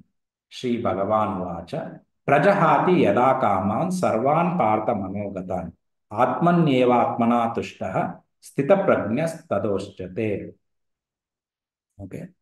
సో ఎవరైతే ప్రజహాతి అంటే విడిచిపెడతారో, ప్రజహాతి యదా కామాన్ సర్వాన్ పార్థ మనోగతాన్, కామాన్ అంటే భోగం చేయాలనే ఆలోచనలు అవి ఎక్కడ ఉద్భవిస్తాయి, సర్వాన్ పార్థ. ఓకే, అవన్నీ మనోగత, మనస్సులో ఉద్భవిస్తాయి. యాక్చువల్గా మనం అనుకుంటాం, ఓహో అది నాకు దక్కితే నేను ఈ రకంగా ఎంజాయ్ చేస్తాను అని. రియల్గా మనం మనసులో ఎంత అనుకున్నామో దాన్ని భోగం చేస్తామన్నది, ఆ వస్తువు వచ్చిన తర్వాత అంతా ఎంజాయ్ చేయలేము. సో ఈ మనసుల్లో ఏర్పడే ఆ కోరికలన్నిటిని, ఆ భోగం చేసే కోరికలన్నిటినీ వదిలిపెట్టయ్యా అంటుంది. వదిలి ఆత్మన్యేవాత్మన తుష్ట. ఎవరైతే ఆత్మలో సంతుష్టిని, ఆత్మ యొక్క కార్యాలలో, అంటే ఆత్మకి ఆ లక్ష్యం యొక్క కార్యాలలో ఎప్పుడైతే, మన ధర్మ కార్యాలలో ఎప్పుడైతే ఆ మనసుని పెడతామో అతను స్థితప్రజ్ఞుడు. ఓకే అని కృష్ణుడు చెప్తున్నాడు అనమాట. ఆ చైతన్యం ఎలా ఉండాలి. ఓకే, సో ఏమంటున్నాను ఇప్పుడు, 56, 57లో ఏ విధంగా మాట్లాడతాడు. రెచ్చగొట్టే పరిస్థితులు. దుఃఖేషు అనుద్విగ్నమన, సుఖేషు విగత స్పృహ, వీతరాగ భయక్రోధ స్థితధీర్ మునిరుచ్యతే. ఓకే, స్థిరమైన వ్యక్తి, స్థిరం మనస్సు వ్యక్తి ఎలా ఉంటాడో కృష్ణుడు చెప్తున్నాడు. రెచ్చగొట్టే పరిస్థితులు ఎలా ఉంటాడు. దుఃఖేషు అనుద్విగ్నమన. సో దుఃఖం వచ్చే, ఎవరన్నా మనకి దుఃఖం చేసే మాటలు మాట్లాడినప్పుడు, ఓకే, దానికి పెద్దగా పట్టించుకోడు. పట్టించుకోకపోవడం అన్నది ఆ మనసులో ఎంత పెట్టుకుంటున్నాం అన్నది ఇంపార్టెంట్. ఓకే, సో దాన్ని మనసులోనే ఎప్పుడు ఎల్లప్పుడూ క్యారీ చేస్తూ ఉంటే అది కష్టం ఉంటుంది. ఇక్కడ నేను ఒక ఉదాహరణ చెప్తాను. రాముడిని అడవికి వెళ్ళిపోమన్నప్పుడు 14 సంవత్సరాలు కైకేయి ఆ 2 వరాలు కోరుకొని అలా వెళ్ళిపోమన్నప్పుడు అతను, సరే అమ్మా వెళ్తాను దశరథ్ మహారాజుకి చెప్పేసి, దశరథ్ మహారాజుకి అయితే నేను వెళ్తాను కానీ నాకు కొద్ది సమయం కావాలి, నేను మా అమ్మని మా భార్యకి నచ్చ చెప్పి నేను వెళ్ళిపోతాను అంటాడు. సో వచ్చేసి వాళ్ళ అమ్మకి నచ్చ చెప్పినప్పుడు, లక్ష్మణుడికి వాళ్ళ అమ్మకి కౌశల్యాకి నచ్చ చెప్పేటప్పుడు చెప్తాడనమాట, నేను నా బుద్ధి ద్వారా నా మనస్సుని స్థిరంగా పెట్టుకున్నాను, నేను అడవికి వెళ్ళాల్సిందే. మా నాన్న ఏదైతే తనకి వరాలు ఇచ్చాడో, ఎప్పుడో వరాలు ఇచ్చాడు, సో ఆయన మాటని నేను తప్పు చేయలేను అని వాళ్ళ అమ్మని, లక్ష్మణుని నచ్చ చెప్తాడనమాట. సో అలా వాళ్ళందరికీ నచ్చ చెప్పాక, ఒక పెద్ద స్టోరీ, 10 అధ్యాయాలు ఉంటాయి. సో అలా నచ్చ చెప్పాక వాళ్ళ నాన్నని కలవడానికి అన్ని, ఇంకా అంతా ఆయనకున్న ధనమంతా ఓకే దానం ఇచ్చేస్తాడు బ్రాహ్మణులకి. ఇచ్చేసిన తర్వాత ఉత్త ధనస్సుతోని, బాణాలతోని లక్ష్మణ, సీత, రాముడు వెళ్తారనమాట. వెళ్ళే దారిలో ప్రజలందరికీ అప్పటికి సమాచారం అంతా తెలిసిపోతుంది. అదే సేమ్ రోజు, ఏ రోజైతే వెళ్ళిపోమన్నారో పొద్దున్నే ఈ కైకేయి, దశరథ్ మహారాజు వాళ్ళ ఆయనకు చెప్తారు. వెళ్ళిపోతూ ఉంటే అందరూ ఇంకా దశరథ్ మహారాజుని, కైకేయిని నిందిస్తూ ఉంటారు అండ్ రాముణ్ణి కీర్తిస్తూ ఉంటారు. అయితే రాముడు ఆ కీర్తించేదాన్ని, ఆయనని కీర్తిస్తూ ఆయన నిందించేదానికి ఇదే మాత్రం కూడా మనసులో విఘ్నము, అనుద్విగ్నమన ఏమాత్రం కూడా పట్టించుకోలేడు ఆ మాటలకి. ఆయన మనసునంతా ఆయన ధర్మం ఏంటి, నా యొక్క తండ్రి యొక్క ఉపదేశము పాటించాలి అన్నట్టు, ఒక మదము పట్టిన ఏనుగు ఎలా త్వరగా త్వరగా ఓకే వీధుల్లో పరిగెడుతుందో, పరిస్థితులు అంటే పక్కన ఏమంటున్నారని పట్టించుకోకుండా అతని లక్ష్యం పైన, ఓకే ఎలా అది పరిగెడుతుందో, అతని లక్ష్యం పైన అలా మనసు పెట్టి రాముడు దశరథ్ మహారాజ్ దగ్గరికి వెళ్తాడంట. సో అదే ఆ రాముడు, ఆ కృష్ణుడు ఎలా అయితే వాళ్ళ జీవితాన్ని నడుచుకుంటారో మనకు కూడా అలా పాటించమని మనకు చెప్తున్నాను. ప్రయత్నించమంటున్నాను. ప్రయత్నిస్తూ ఉంటే మనకి దాంట్లో ఆనందం వస్తుంది. అలానే సుఖేషు విగత స్పృహ. సో సుఖాలు వచ్చినప్పుడు వాటికి ఆసక్తులం అవ్వద్దు, వాటిలో ఆనందం పొందొద్దు. అతి ఆనందం, ఆనందం పొందొచ్చు దాంట్లోనే. ఇంకా అతి ఆనందం పొందితే, ఎంత ఆనందం పొందితే పోయినప్పుడు అంత దుఃఖిస్తాం. అందుకోసము ఆయన మొదట తండ్రిని కలవడానికి వెళ్ళినప్పుడు అందరు జై జైకారులు కొట్టారనమాట. ఓకే. మళ్ళీ వాళ్ళ వాళ్ళ నాన్నని కలిసిన తర్వాత, ఎప్పుడైతే ఆ అడవికి వెళ్ళిన తర్వాత వెనక్కి వచ్చి అమ్మకి, భార్యకి, తమ్ముడికి చెప్పిన తర్వాత మళ్ళీ వెళ్ళేటప్పుడు వాళ్ళే తిట్టుకుంటున్నారు. రెండు సందర్భాలలో ఆయన పట్టించుకోలేడు ఆ మాటలకి. వీత అంటే పట్టించుకోకూడదు, ఫ్రీ అవ్వడం. రాగ భయ క్రోధ. రాగం అంటే ఆసక్తి, భయ అంటే భయము, క్రోధం అంటే క్రోధం. ఓకే. సో ఎప్పుడైతే మనకి ఆసక్తి ఉంటుందో దేని పట్ల, అది దక్కకపోతే భయం వస్తుంది అనమాట. అది ఎవరన్నా లాక్కుంటే అమ్మో అని భయం వస్తుంది. ఆ భయంతోని క్రోధం వచ్చేస్తుంది. సో ఈ మూడింటి నుండి, రాగ భయ క్రోధ నుండి విముక్తుడివయ్యేయా. ఎవరైతే అలా విముక్తుడు అవుతారో అతనే స్థిత ముని. ఓకే. స్థిరంగా, మనసు స్థిరంగా ఉండే ముని అని ఉచ్యతే, నేను చెప్తున్నాను, ఇలా చెప్పబడుతుంది అని కృష్ణుడు. యహ సర్వత్రా నవిస్నేహ తత్తత్ ప్రాప్య శుభాశుభం నాభినందతి నద్వేష్టి తస్య ప్రజ్ఞ ప్రతిష్ఠిత. సో ఈ లోకంలో శుభ అశుభాలు వస్తూ ఉంటాయి. తత్తత్ ప్రాప్య, ఒక కాని వీటికి ఆసక్తులు కాకుండా, వీటిలో నాభినందతి, ఆనందం తీసుకోకుండా, దుఃఖాన్ని తీసుకోకుండా ఉండేవారే తస్య ప్రజ్ఞ, రియల్ రియల్ అయిన బుద్ధిమంతుడు. ఓకే. అసలైన ప్రజ్ఞులు అంటే తెలివైన వారు అంటే ఈ ద్వంద్వాలకి పట్టించుకోకుండా ఉండేవారే అని కృష్ణుడు చెప్తున్నాడు. సో ఇప్పుడు ఏం చెప్పారు? ఏ విధముగా మాట్లాడతారు. మాట్లాడతారంటే ఆయన యొక్క మనసులో ఎలాంటి ఆలోచనలు ఉన్నాయి, మనకి ఎలాంటి ఆలోచనలు ఉంటే అలాంటి మాటలు బయటికి వస్తాయి. హరే కృష్ణ. ఓకే. సో ఇప్పుడు ఏం చెప్తున్నాడు?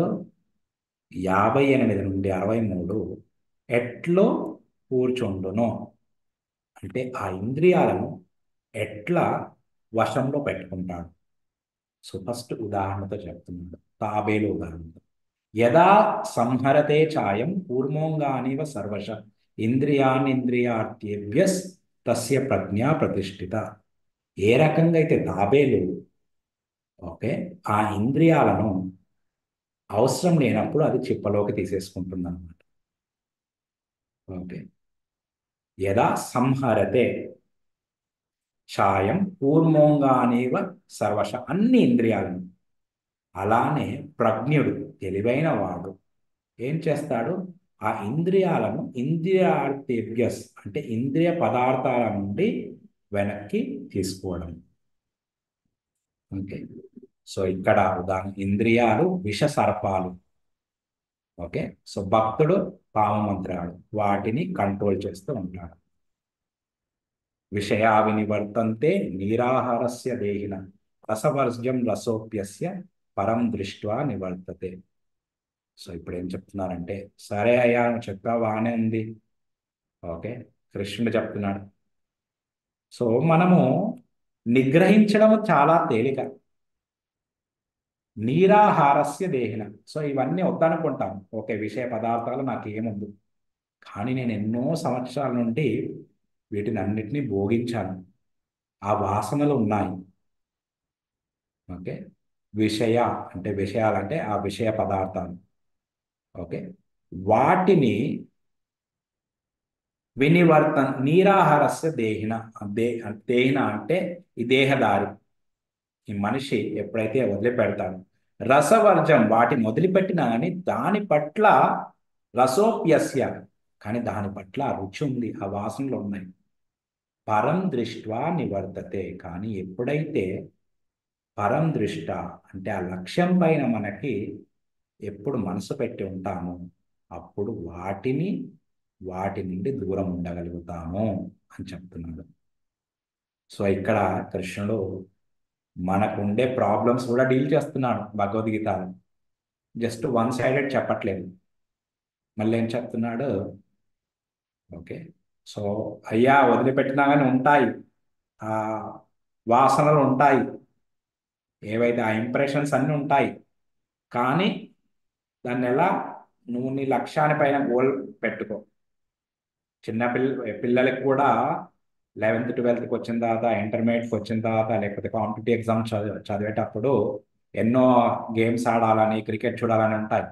అని లక్ష్యం పైన ఎప్పుడైతే స్థిరంగా ఉంటారో అప్పుడు అది జయించగలుగుతారు. మళ్ళీ నెక్స్ట్ ఏంటి? యతో అపి కౌంతేయ పురుషశ్చ విపశ్చిత ఇంద్రియాని ప్రమాతీని హరంతి ప్రసభం అని. సో ఈ ఇంద్రియాలు ఎంత బలమైనవి, ప్రమాదేని అంటే విపశ్చిత అంటే గొప్ప బుద్ధిమంతుడు కూడా, జ్ఞానం ఉన్న వ్యక్తి కూడా, అతని మనస్సుని ఆ ఇంద్రియాలు ఏం చేస్తాయి? హరంతి. ఇంత బలమైనవి అంటే అతని మనసుని హరం చేసేస్తాయి. ఓకే, హరించేస్తాయి. ఓకే. సో ఇప్పుడు అంటే నేను చాలా శాస్త్రాలు చదివాను, ఓ 10 సంవత్సరాల నుండి నేను ఇప్పుడు భక్తి చేస్తున్నాను, నేను అన్ని వదిలేశాను. కానీ ఎన్నో జన్మల నుండి, అందుకోసం అజామిళుడి స్టోరీ అదే. బ్రాహ్మణుడి ఇంట్లో పుట్టాడు, కానీ పూర్వ వాసన వల్ల ఆ వేశ్యాకి ఆసక్తుడైపోయాడు. సో అందుకోసము కృష్ణుడు చెప్తున్నాడు, మ్యాన్ ఆఫ్ డిస్క్రిమినేషన్ విపశ్చిత అంటే ఎవరికైతే మంచేదో చెడేదో తెలిసిన వ్యక్తికి కూడా, తెలివైన వ్యక్తికి కూడా, బుద్ధిమంతుడైన వ్యక్తికి కూడా ఆ ఇంద్రియాలు, బలమైన ఇంద్రియాలు ఆ మనస్సుని హరం చేసేస్తాయి. అందుకోసం 61 తాని సర్వాణి సంయమ్య యుక్త ఆసీత మత్పర వశై యస్యేంద్రియాని తస్య ప్రజ్ఞ ప్రతిష్ఠిత. సో ఏం చేయాలయ్యా? అయితే మళ్ళీ 59లో చెప్పింది మళ్ళీ ఇది భక్తి. ఓకే, యుక్త ఆసీత మత్పర, ఆ ఇంద్రియాలను నిగ్రహం చేసి, ఓకే, కంట్రోల్ చేస్తూ ఆ ఇంద్రియాలను నా సేవలో పెట్టు. ఇది యుక్తము చెయ్యి అంటే సేవలో పెట్టు, మత్పర నాలో. ఓకే. సో ఎవరైతే ఆ ఇంద్రియాలను వశంలో పెట్టుకొని సేవలో పెడతారో అసలైన ప్రజ్ఞుడు. ఓకే అని చెప్తున్నాడు అనమాట.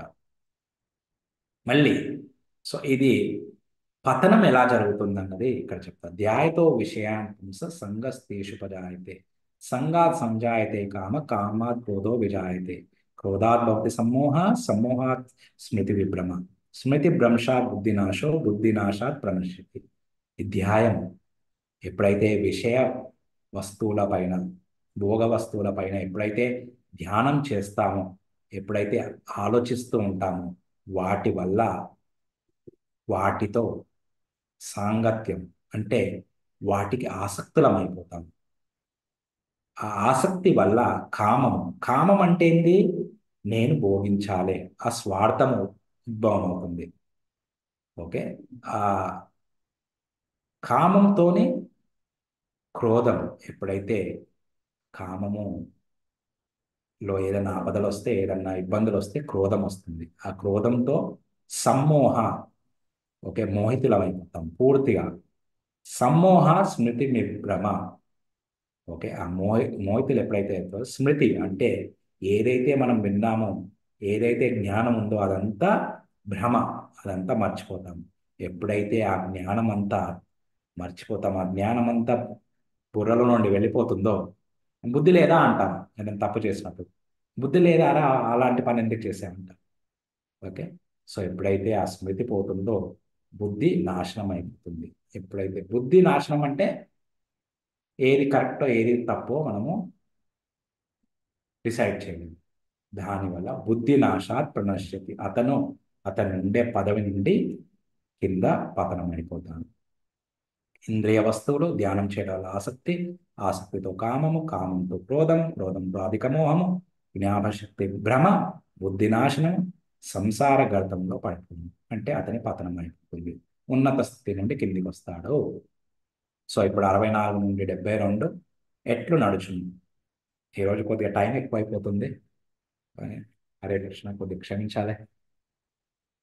సో ఇంకో 10 నిమిషాల్లో అయిపోతుంది. రాగద్వేష విముక్తైస్తూ విషయానింద్రియశ్చరన్ ఆత్మవశ్యైర్విధేయాత్మ ప్రసాదం అధిగచ్చతి. ఈ రాగము అంటే ఆసక్తులు, ద్వేషాలు, వీటి నుండి విముక్తువయ్యో. ఓకే. విషయాన్ ఇంద్రియశ్చరన్ ఆత్మవశ్యైర్విధేయాత్మ, ఎలా వీటి నుండి, ఈ విషయ ఇంద్రియాల నుండి ఎలా విముక్తులు అయ్యాలి? ఆత్మవశ్యైర్ విధేయాత్మ, ఈ ఏవైతే ఈ విధులు ఉన్నాయో, ఈ పద్ధతులు ఉన్నాయో, అంటే అందుకోసము ఈ రూల్స్ అంటారు. ఓకే. ఇప్పుడు మన సంహితలో శాస్త్రాల్లో 4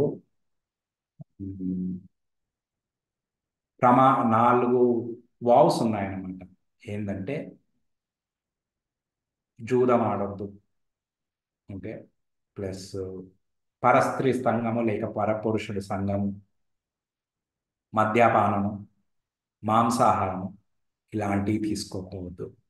సో ఇలాంటి ఏవైతే పద్ధతులు ఉన్నాయో, ఏవైతే రూల్స్ ఉన్నాయో అవి పాటిస్తూ భక్తి చేయాలి.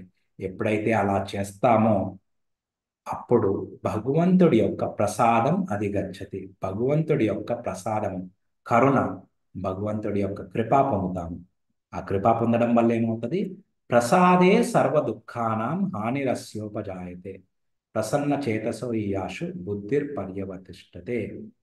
సో ఆ ప్రసాదము, ఆ భగవంతుడి కృప పొందితే సర్వ దుఃఖానం, ఈ అన్ని దుఃఖాల నుండి మనము విముక్తులమవుతాము. అవి మనకు ఉపజాయతే, పొందవు, అలాంటి హాని మనకు కలగదు. ఈ తాపత్రయాలు అంటారు అన్నమాట. ఏంటంటే ఆధ్యాత్మిక శరీరం నుండి, మనస్సు నుండి, ఇతర జీవుల నుండి వచ్చే బాధలు మనకి కలగవు. అలాంటి ప్రసన్న చేతస, అలాంటి ప్రసన్న బుద్ధి ఉన్న వాళ్ళే సరి అయిన బుద్ధి లభిస్తుంది. ఓకే.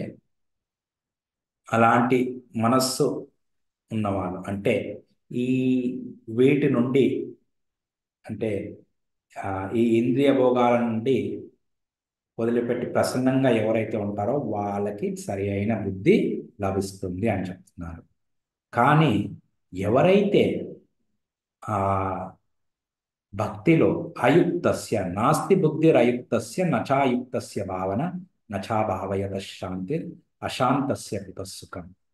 సో అయుక్తస్య అంటే ఈ బుద్ధి యోగాలో, ఈ భక్తిలో ఎవరైతే ఉండరో, భగవంతుడి భక్తులు 61లో చెప్పారు కదా, యుక్తము యుక్త ఆసిత మత్పర, నీ ఇంద్రియాలను నా సేవలో నువ్వు యుక్తం చెయ్యి.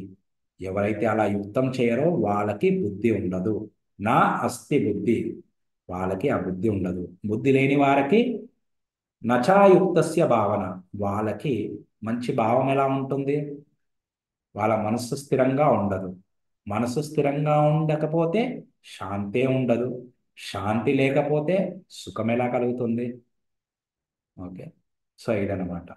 సో ఇది ఎవరైతే భక్తి చేస్తారో వాళ్ళకి సరైన బుద్ధి ఉంటుంది. సరైన బుద్ధి ఉంటే మనసు స్థిరంగా ఉంటుంది. మనసు స్థిరంగా ఉంటే శాంతి లభిస్తుంది. శాంతి ఉంటే అప్పుడే సుఖము లభిస్తుంది. ఇంద్రియాణి చరతాం యన్మనో నివిధీయతే తదస్య హరతి ప్రజ్ఞాం వాయుర్నావమివాంబసి. ఓకే. సో ఇప్పుడు ఏమంటున్నారంటే, సో ఎప్పుడైతే ఈ మనస్సు యన్మనో అనువదీయతే, ఈ మనస్సు ఏదన్నా ఒక ఇంద్రియం పైన ఫోకస్ చేసింది అనుకోండి. ఫస్ట్ స్టార్టింగ్ చెప్పాడు కదా, మనస్సులో ఎన్నో ఆలోచనలు, కోరికలు ఉన్నాయి.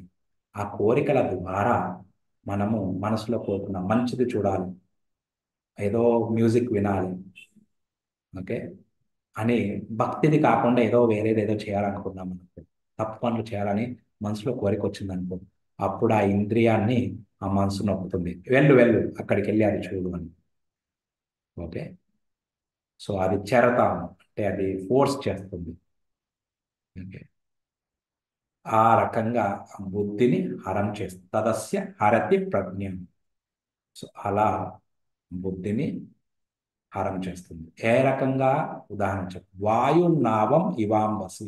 ఏ రకంగా అయితే పెద్ద గాలి, ఓకే, వచ్చేసి నావం, అంటే, బోట్, నీళ్ళల్లో బోటు పెద్ద గాలి వచ్చిందంటే ఆ బోట్ ఓకే డిస్టర్బ్ అయిపోతుంది. అదే రకంగా ఎప్పుడైతే ఈ మనస్సు ఏదన్నా ఒక ఇంద్రియం పైన ఫోకస్ చేస్తే అది మన ప్రజ్ఞాన్ని, బుద్ధిని హారం చేసేస్తుంది. అందుకోసము తస్మాదస్య మహాబాహో నిగృహీతాని సర్వశ ఇంద్రియానింద్రియార్థేభ్యస్ తస్య ప్రజ్ఞ ప్రతిష్ఠిత. సో మహాబాహో, నీకు ఎంతో పెద్ద భుజాలు ఉన్నాయి, ఓకే, కానీ నువ్వు రియల్ అయిన మహాబాహో ఎప్పుడవుతావు? ఎప్పుడైతే నిగ్రహం, నీ ఇంద్రియాలను నిగ్రహం పెడతావో ఇంద్రియ పదార్థాల నుండి, అప్పుడే రియల్ అయిన మహాబాహువి, అప్పుడే రియల్ అయిన బుద్ధిమంతుడివి అని కృష్ణుడు చెప్తున్నాడు. లాస్ట్, యా నిశా సర్వభూతానాం తస్యాం జాగృతి సంయమి యస్యాం జాగృతి భూతాని సా నిశా పశ్యతు. సో ఏదైతే సర్వభూతానాం, అన్ని అందరికీ ఏదైతే రాత్రో అలానే సంయమి, సో ఇంద్రియాలని కంట్రోల్ చేసిన వాళ్ళకి అది దినం. మళ్ళీ ఎవరికైతే అందరికీ ఏదైతే దినమో అతనికి, ఆ మునికి అది రాత్రి. అంటే అర్థం ఏంటి? వీటికి రెండు అర్థాలు. ఒకటి బాహిర్గతంగా ఏంటంటే, సో అందరూ చాలా వరకు ఏవైతే ఇంద్రియ భోగాలు చేస్తారో, ఓకే, భక్తి చేయరో వాళ్ళు ఎస్పెషల్లీ ఈ బ్రహ్మ ముహూర్త సమయంలో, అంటే పొద్దున 4 నుండి 5 లోపల లేవడం అనమాట. సో ఈ సమయాలలో లేచి భక్తి కార్యాలు చేసుకోవాలి, ధర్మ కార్యాలు చేసుకోవాలి. సో ఆ సమయాలలో ఈ ఎవరైతే ఇంద్రియాలు వశంలో పెట్టుకున్నారో భక్తులు ఆ సమయంలో లేస్తారు, వేరే వాళ్ళు ఆ సమయంలో, సామాన్యులు ఆ సమయంలో పడుకుంటారు. ఇంకో అర్థం ఏంటంటే, ఎవరైతే ఎల్లప్పుడూ దేనికోసం అయితే వేరే బహుశాఖ ఈ భోగాని కోసం ఆలోచిస్తారో అది ఆ ముని ఆలోచించడు. సో అతనికి అది రాత్రి. సో అంటే ఆధ్యాత్మిక విషయాలు ఇతనికి ఎప్పుడు అతని మనసులో, అతనికి దినమేంటి? ఆధ్యాత్మిక విషయాలలో అతను ఎప్పుడు జాగ్రత్త, అంటే ఎప్పుడు మేలుకొని ఉంటాడు ఆధ్యాత్మిక విషయాలకి. అండ్ భౌతిక విషయాలకి నిద్రిస్తూ ఉంటాడు, పట్టించుకోకుండా ఉంటాడు. కానీ భౌతిక వ్యక్తికి భౌతిక విషయాలకి మేలుకొని ఉంటాడు, ఆధ్యాత్మిక విషయాలకి నిద్రపోతాడు. హరే కృష్ణ. నెక్స్ట్, సో అయితే మళ్ళీ కృష్ణుడు, సో ఈ శ్లోకాలలో అన్నిట్లలో కృష్ణుడు అన్ని రకాలుగా అన్ని దిక్కుల నుండి ఈ ఏమేమి ఆపదలు వస్తాయో ఈ ఇంద్రియము వశంలో పెట్టుకోవడానికి, స్థితప్రజ్ఞులు కావడానికి అవన్నీ చెప్తున్నాడు. ఆపుర్యమానాం అచల ప్రతిష్టాం సముద్రమాప ప్రవిశంతి యద్వత్ తద్వత్ కామాయం ప్రవిశంతి సర్వే సశాంతి మాప్నోతి నకామ కామి. ఓకే, ఆపుర్యమానం అంటే ఏదైతే అచల ప్రతిష్ట, ఏదైతే ఎంత అంటే పూర్తిగా నిండదో, అచలం కాదు, ఓకే, ఏదది సముద్రమాప ప్రవిశంతి యద్వాత్, సముద్రంలో ఎన్ని నదులు ప్రవేశం వెళ్ళినా కానీ ఆ సముద్రం నీటి పెరగదు. అంటే వర్షాకాలంలో సముద్రం నీటి పెరగదు, అలానే ఎండాకాలం తగ్గదు. అలానే ఎవరైతే ముని, ఓకే, ఎన్నో కామ ఇంద్రియ భోగాలు విషయాలు మనస్సులోకి వస్తూ ఉంటాయి, కానీ తద్వత్ కామ, ఓకే, ఎం ప్రవిశంతి సర్వే, ఎన్నో కామ విషయాలు, కామభోగాలు వస్తాయి, కానీ వాటిపైన యాక్ట్ నా కామ కామి, వాటిని, ఓకే, ఆ కోరికలను నెరవేర్చుకోవాలని యాక్ట్ కాని వాళ్ళే శాంతిని పొందుతారు. ఇంకో రకంగా, ఓకే, ఎవరైతే ఆ, సశాంతి, వాళ్ళే శాంతిని పొందుతారు. ఎవరైతే ఆ వాటిని, ఆ కోరికలని తీర్చుకోవాలని పోని వారే శాంతిని పొందుతారు అని చెప్తున్నాను. మళ్ళీ ఏం చెప్తారు? విహాయ కామాన్ యస్ సర్వాన్ పుమాంస్ చరతి నిష్పృహ నిర్మమో నిరహంకార సశాంతి మదిగచ్చతి. ఓకే, పుమాంస్ చరతి, పుమాన్ అంటే మనిషి, ఏ మనిషి అయితే ఈ కామవాసనలు విహాయ విడిచిపెడతారో, ఓకే, వీటిపైన ఆసక్తి చూపించరో, నిర్మమో అంటే మమత్వం వదులుకుంటారో, అహంకారం వదులుకుంటారో, వాళ్ళే శాంతిని పొందుతారు. ఏషా బ్రహ్మి స్థితి పార్థ నైనాం ప్రాప్యం విముహ్యతి స్థిత్వాస్యామంతకాలేపి బ్రహ్మ నిర్వాణం రిచ్చతి. ఏషా బ్రహ్మి, ఈ రకంగా ఎవరైతే ఓకే ఉంటారో, స్థితి ఎల్లప్పుడూ ఇలా ఉంటారో, నైనాం ప్రాప్య విముహ్యతి, ఏ ఎలాంటి వాటికి మోహితులు కారో, స్థిత్వాస్యాం అంతకాలేపి అంటే ఎప్పటి వరకు, అంతకాలం వరకు ఇలా ఈ భక్తిని పాటిస్తూ ఎప్పుడైతే ఉంటామో అప్పుడు అంతకాలంలో బ్రహ్మ నిర్వాణం రిచ్చతి, భగవద్ధామానికి రిచ్చతి, వెళ్తాము అని చెప్తున్నాను. హరే కృష్ణ హరే కృష్ణ కృష్ణ కృష్ణ హరే హరే, హరే రామ హరే రామ రామ రామ హరే హరే. సో మళ్ళీ ఇంకోటి, సరే అయ్యా నేను అంతకాలం వరకు ఉండను అని అనుకున్నామంటే 2:40 నేహాభిక్రమ నాశోస్తి. సరే నువ్వు కొద్దిగా భక్తి చేశాడు, అది నశింపదు, అది తక్కువ కాదు. వచ్చే జన్మలో 50% చేస్తే 51 నుండి స్టార్ట్ చేస్తాం, కానీ పూర్తిగా చేస్తే ఈ జన్మలోనే వెళ్ళిపోతాం. సో కృష్ణుడి పైన, సో ఇది కృష్ణుడు మన తండ్రి, మన తల్లి అన్నీ అతనే, తల్లి తండ్రి అతనే. ఓకే, సో అతను మనకి సహాయం చేయడానికి ఉన్నాడు. సో మనం ఎప్పుడు ఆయన్ని అలా ప్రార్థిస్తూ ఉండాలి. అతన్ని, ఇప్పుడు అర్జునుడు ఎలా అతని శరణం తీసుకున్నాడో మనము అతన్ని ఎప్పుడు అతని శరణం తీసుకోవాలి. మనకి ఏవైతే బాధలు ఉన్నాయో అతనికి వెళ్ళి చెప్పుకోవాలి. సో అతన్నే మనకు ఆ బుద్ధిని ప్రసాదిస్తాడు. హరే కృష్ణ. సో మీకు ఏమైనా ప్రశ్నలు ఉంటే అడగండి.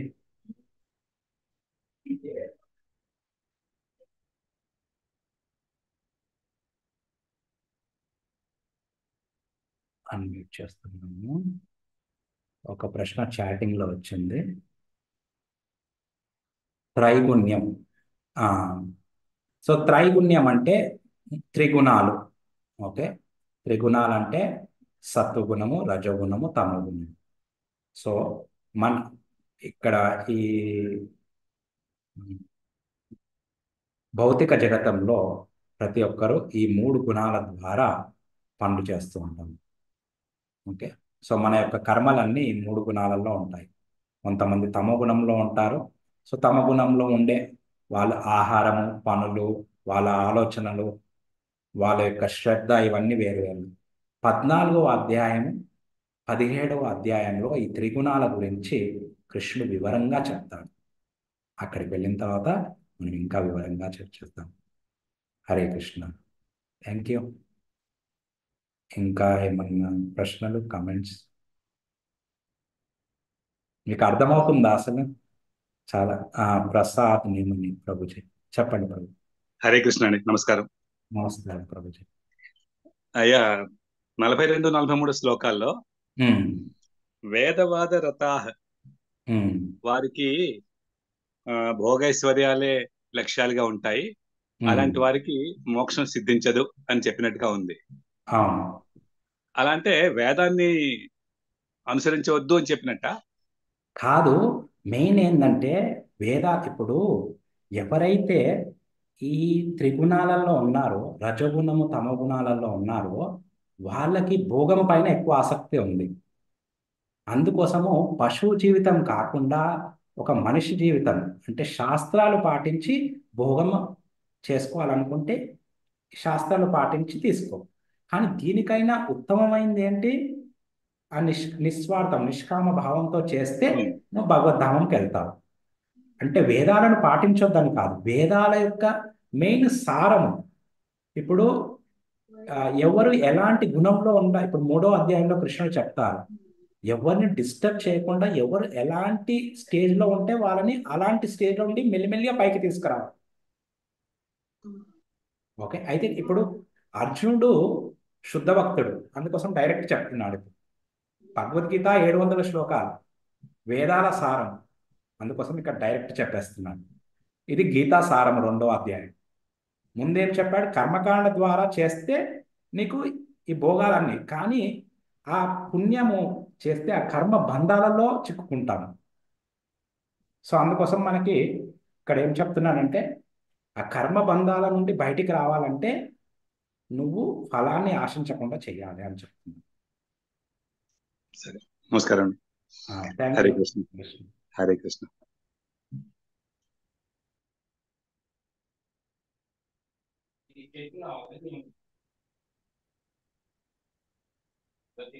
ఒక్క నిమిషం. హరే కృష్ణ. ఇంకోరికన్నా ప్రశ్నలు ఉన్నాయా? ప్రభుజీ, మాట్లాడి. హరే కృష్ణ. భగవంతుడి దగ్గరికి చేరుకోవాలని ఉంటే మనం ఏ మార్గం ఎంచుకోవాలి? సరళమైంది భక్తి మార్గం అమ్మా.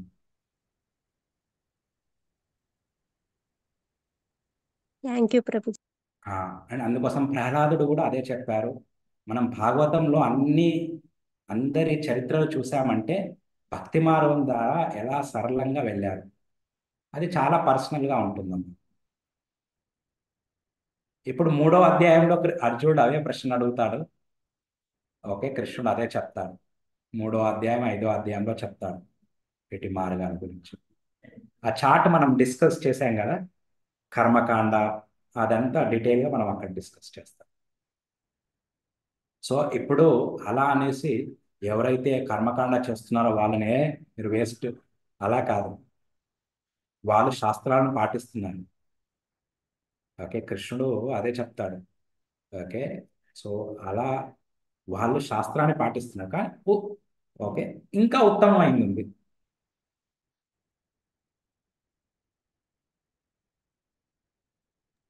ప్రభుజీ, మాతాజీ. మొదటి అధ్యాయంలో కృష్ణుడు అర్జునుడు సంవాద యోగం ఉన్నది కదా, అందులో యుద్ధం చేస్తాడా చెయ్యడా ప్రభుజీ? అంటే ఇప్పుడు యుద్ధము బాణం మొదలైపోతున్నాడు. ఓకే, అప్పుడు అన్నాడు నన్ను తీసుకెళ్ళి అక్కడ పెట్టయ్యా, నేను చూడాలనుకుంటున్నా అంటున్నాడు. అయితే ఇప్పుడు ఆయనకి జ్ఞానం కావాలి, బుద్ధి కావాలి, ఏది కరెక్ట్ ఏది తప్పు. సో ఎప్పుడైతే ఈ మనసు, ఓకే, బుద్ధి స్థిరంగా ఉంటుందో మనసు స్థిరంగా పెట్టొచ్చు, ఇంద్రియాలని నిగ్రహించవచ్చు. అందుకోసము మనం అప్పుడు అంటాం కదా, బుద్ధితో పనిచేయి, బుద్ధితో పనిచేయి అంటాం. ఓకే, అందుకోసమే పిల్లలకి చిన్నప్పటి నుండే ఆ బుద్ధిని ఇస్తూ ఉంటాం. అన్ని ఉపదేశాలు ఇస్తూ ఉంటే ఆ బుద్ధిని మెల్లిమెల్లిగా వాళ్ళకి మంచి ఉపదేశాలు ఇస్తూ ఉంటాం. సో అందుకోసం అర్జునుడు అంటున్నాడు, నాకు ఈ జ్ఞానం కావాలయ్యా. ఈ జ్ఞానము నేను చేసేది కరెక్టా లేదా అన్నది ఎప్పుడైతే మనకు తెలుస్తుందో, మనకు సందేహం లేకుండా ఉన్నప్పుడు అప్పుడు ఆ పని చేయడం చాలా ఈజీగా ఉంటుంది. ఇప్పుడు మీరు ఒక కొత్త ప్రదేశానికి వెళ్తున్నారు, మీకు ఏం తెలియదు. సో ప్రతి మూమెంట్, ప్రతి క్షణము ఆ సందేహాలతోని మనసు భయం భయంగా ఉంటుంది. అందుకోసం ఇక్కడ అర్జునుడి అన్ని సందేహాల నుండి, అందుకోసము ఎప్పుడైతే మనం ఆధ్యాత్మికం నుండి స్టార్ట్ చేస్తామో అన్ని అన్ని సందేహాలకి జవాబు వచ్చేస్తుంది. అందుకోసం కృష్ణుణ్ణి అర్జునుడు ఆ శరణు కోరి ఆ ఆత్మ జ్ఞానాన్ని, ఆ ఆధ్యాత్మిక జ్ఞానాన్ని తీసుకుంటున్నాడు. ఎస్ ప్రభు. ప్రభుజీ, ఒక సందేహం అడగచ్చా? చెప్పండి ప్రభు, నేను మంచి ప్రశ్న అడుగుతున్నాను. 47 శ్లోకంలో 3వ పదంలో మా కర్మ ఫల హేతుర్భూ అంటారు. అంటే ఇంగ్లీష్ లో చెప్పాలంటే do not manipulate the result అని అర్థం వస్తుందా, లేకపోతే you are not the cause for the result అని వస్తుందా? You are not cause for the result. భూ అంటే నేను కాకుము అని చదివాను పుస్తకంలో. మా కర్మఫల హేతుర్ భూ అంటే కర్మఫలానికి హేతువు కావద్దు అంటే ఫలాన్ని ముందే మ్యానిపులేట్ చేసినట్టుగా అలా చేయొద్దు అని చెప్తున్నాడా?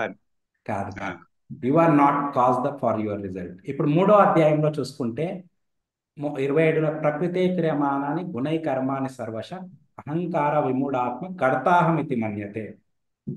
దాన్ని కొద్దిగా ఇంకా ఎలాబరేట్ చేస్తాడు. 5వ అధ్యాయంకి వచ్చిన తర్వాత 3వ అధ్యాయంలో ప్రకృతి అని చెప్తాడు, 5వ అధ్యాయంలో చెప్తాడు ప్రకృతి, జీవుడు ప్లస్ భగవంతుడు కర్త అని చెప్తాడు. 18వ అధ్యాయంలో 3వ అధ్యాయంలో ఒకటి చెప్తాడు, 5వ అధ్యాయంలో 3 చెప్తాడు, 18వ అధ్యాయంలో 5 కారణాలు చెప్తాడు. ఆ, okay, Hare thank you. Krishna Guruji. మంచిగా మీరు ఒక్కొక్కటి యాక్చువల్గా ఏంటంటే మోస్ట్ ప్రశ్నలు అడిగితే ఇంకా అది ఎక్స్పాండ్ అదే అవుతుంది. అందరికి నాకు వచ్చే సందేహాలు అందరికి కూడా రావచ్చు కదా అని అలా అనుకుని అడిగాను. అడగండి అడగండి అందరు.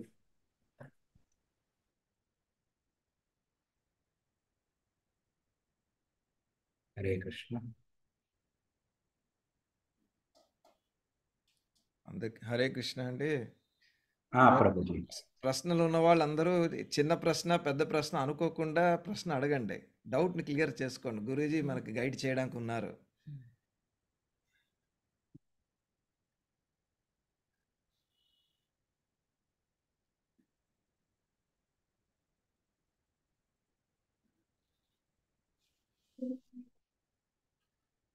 ఇంకా మరెవరికి డౌట్లు ఉన్నట్టు లేవండి ప్రభుజీ.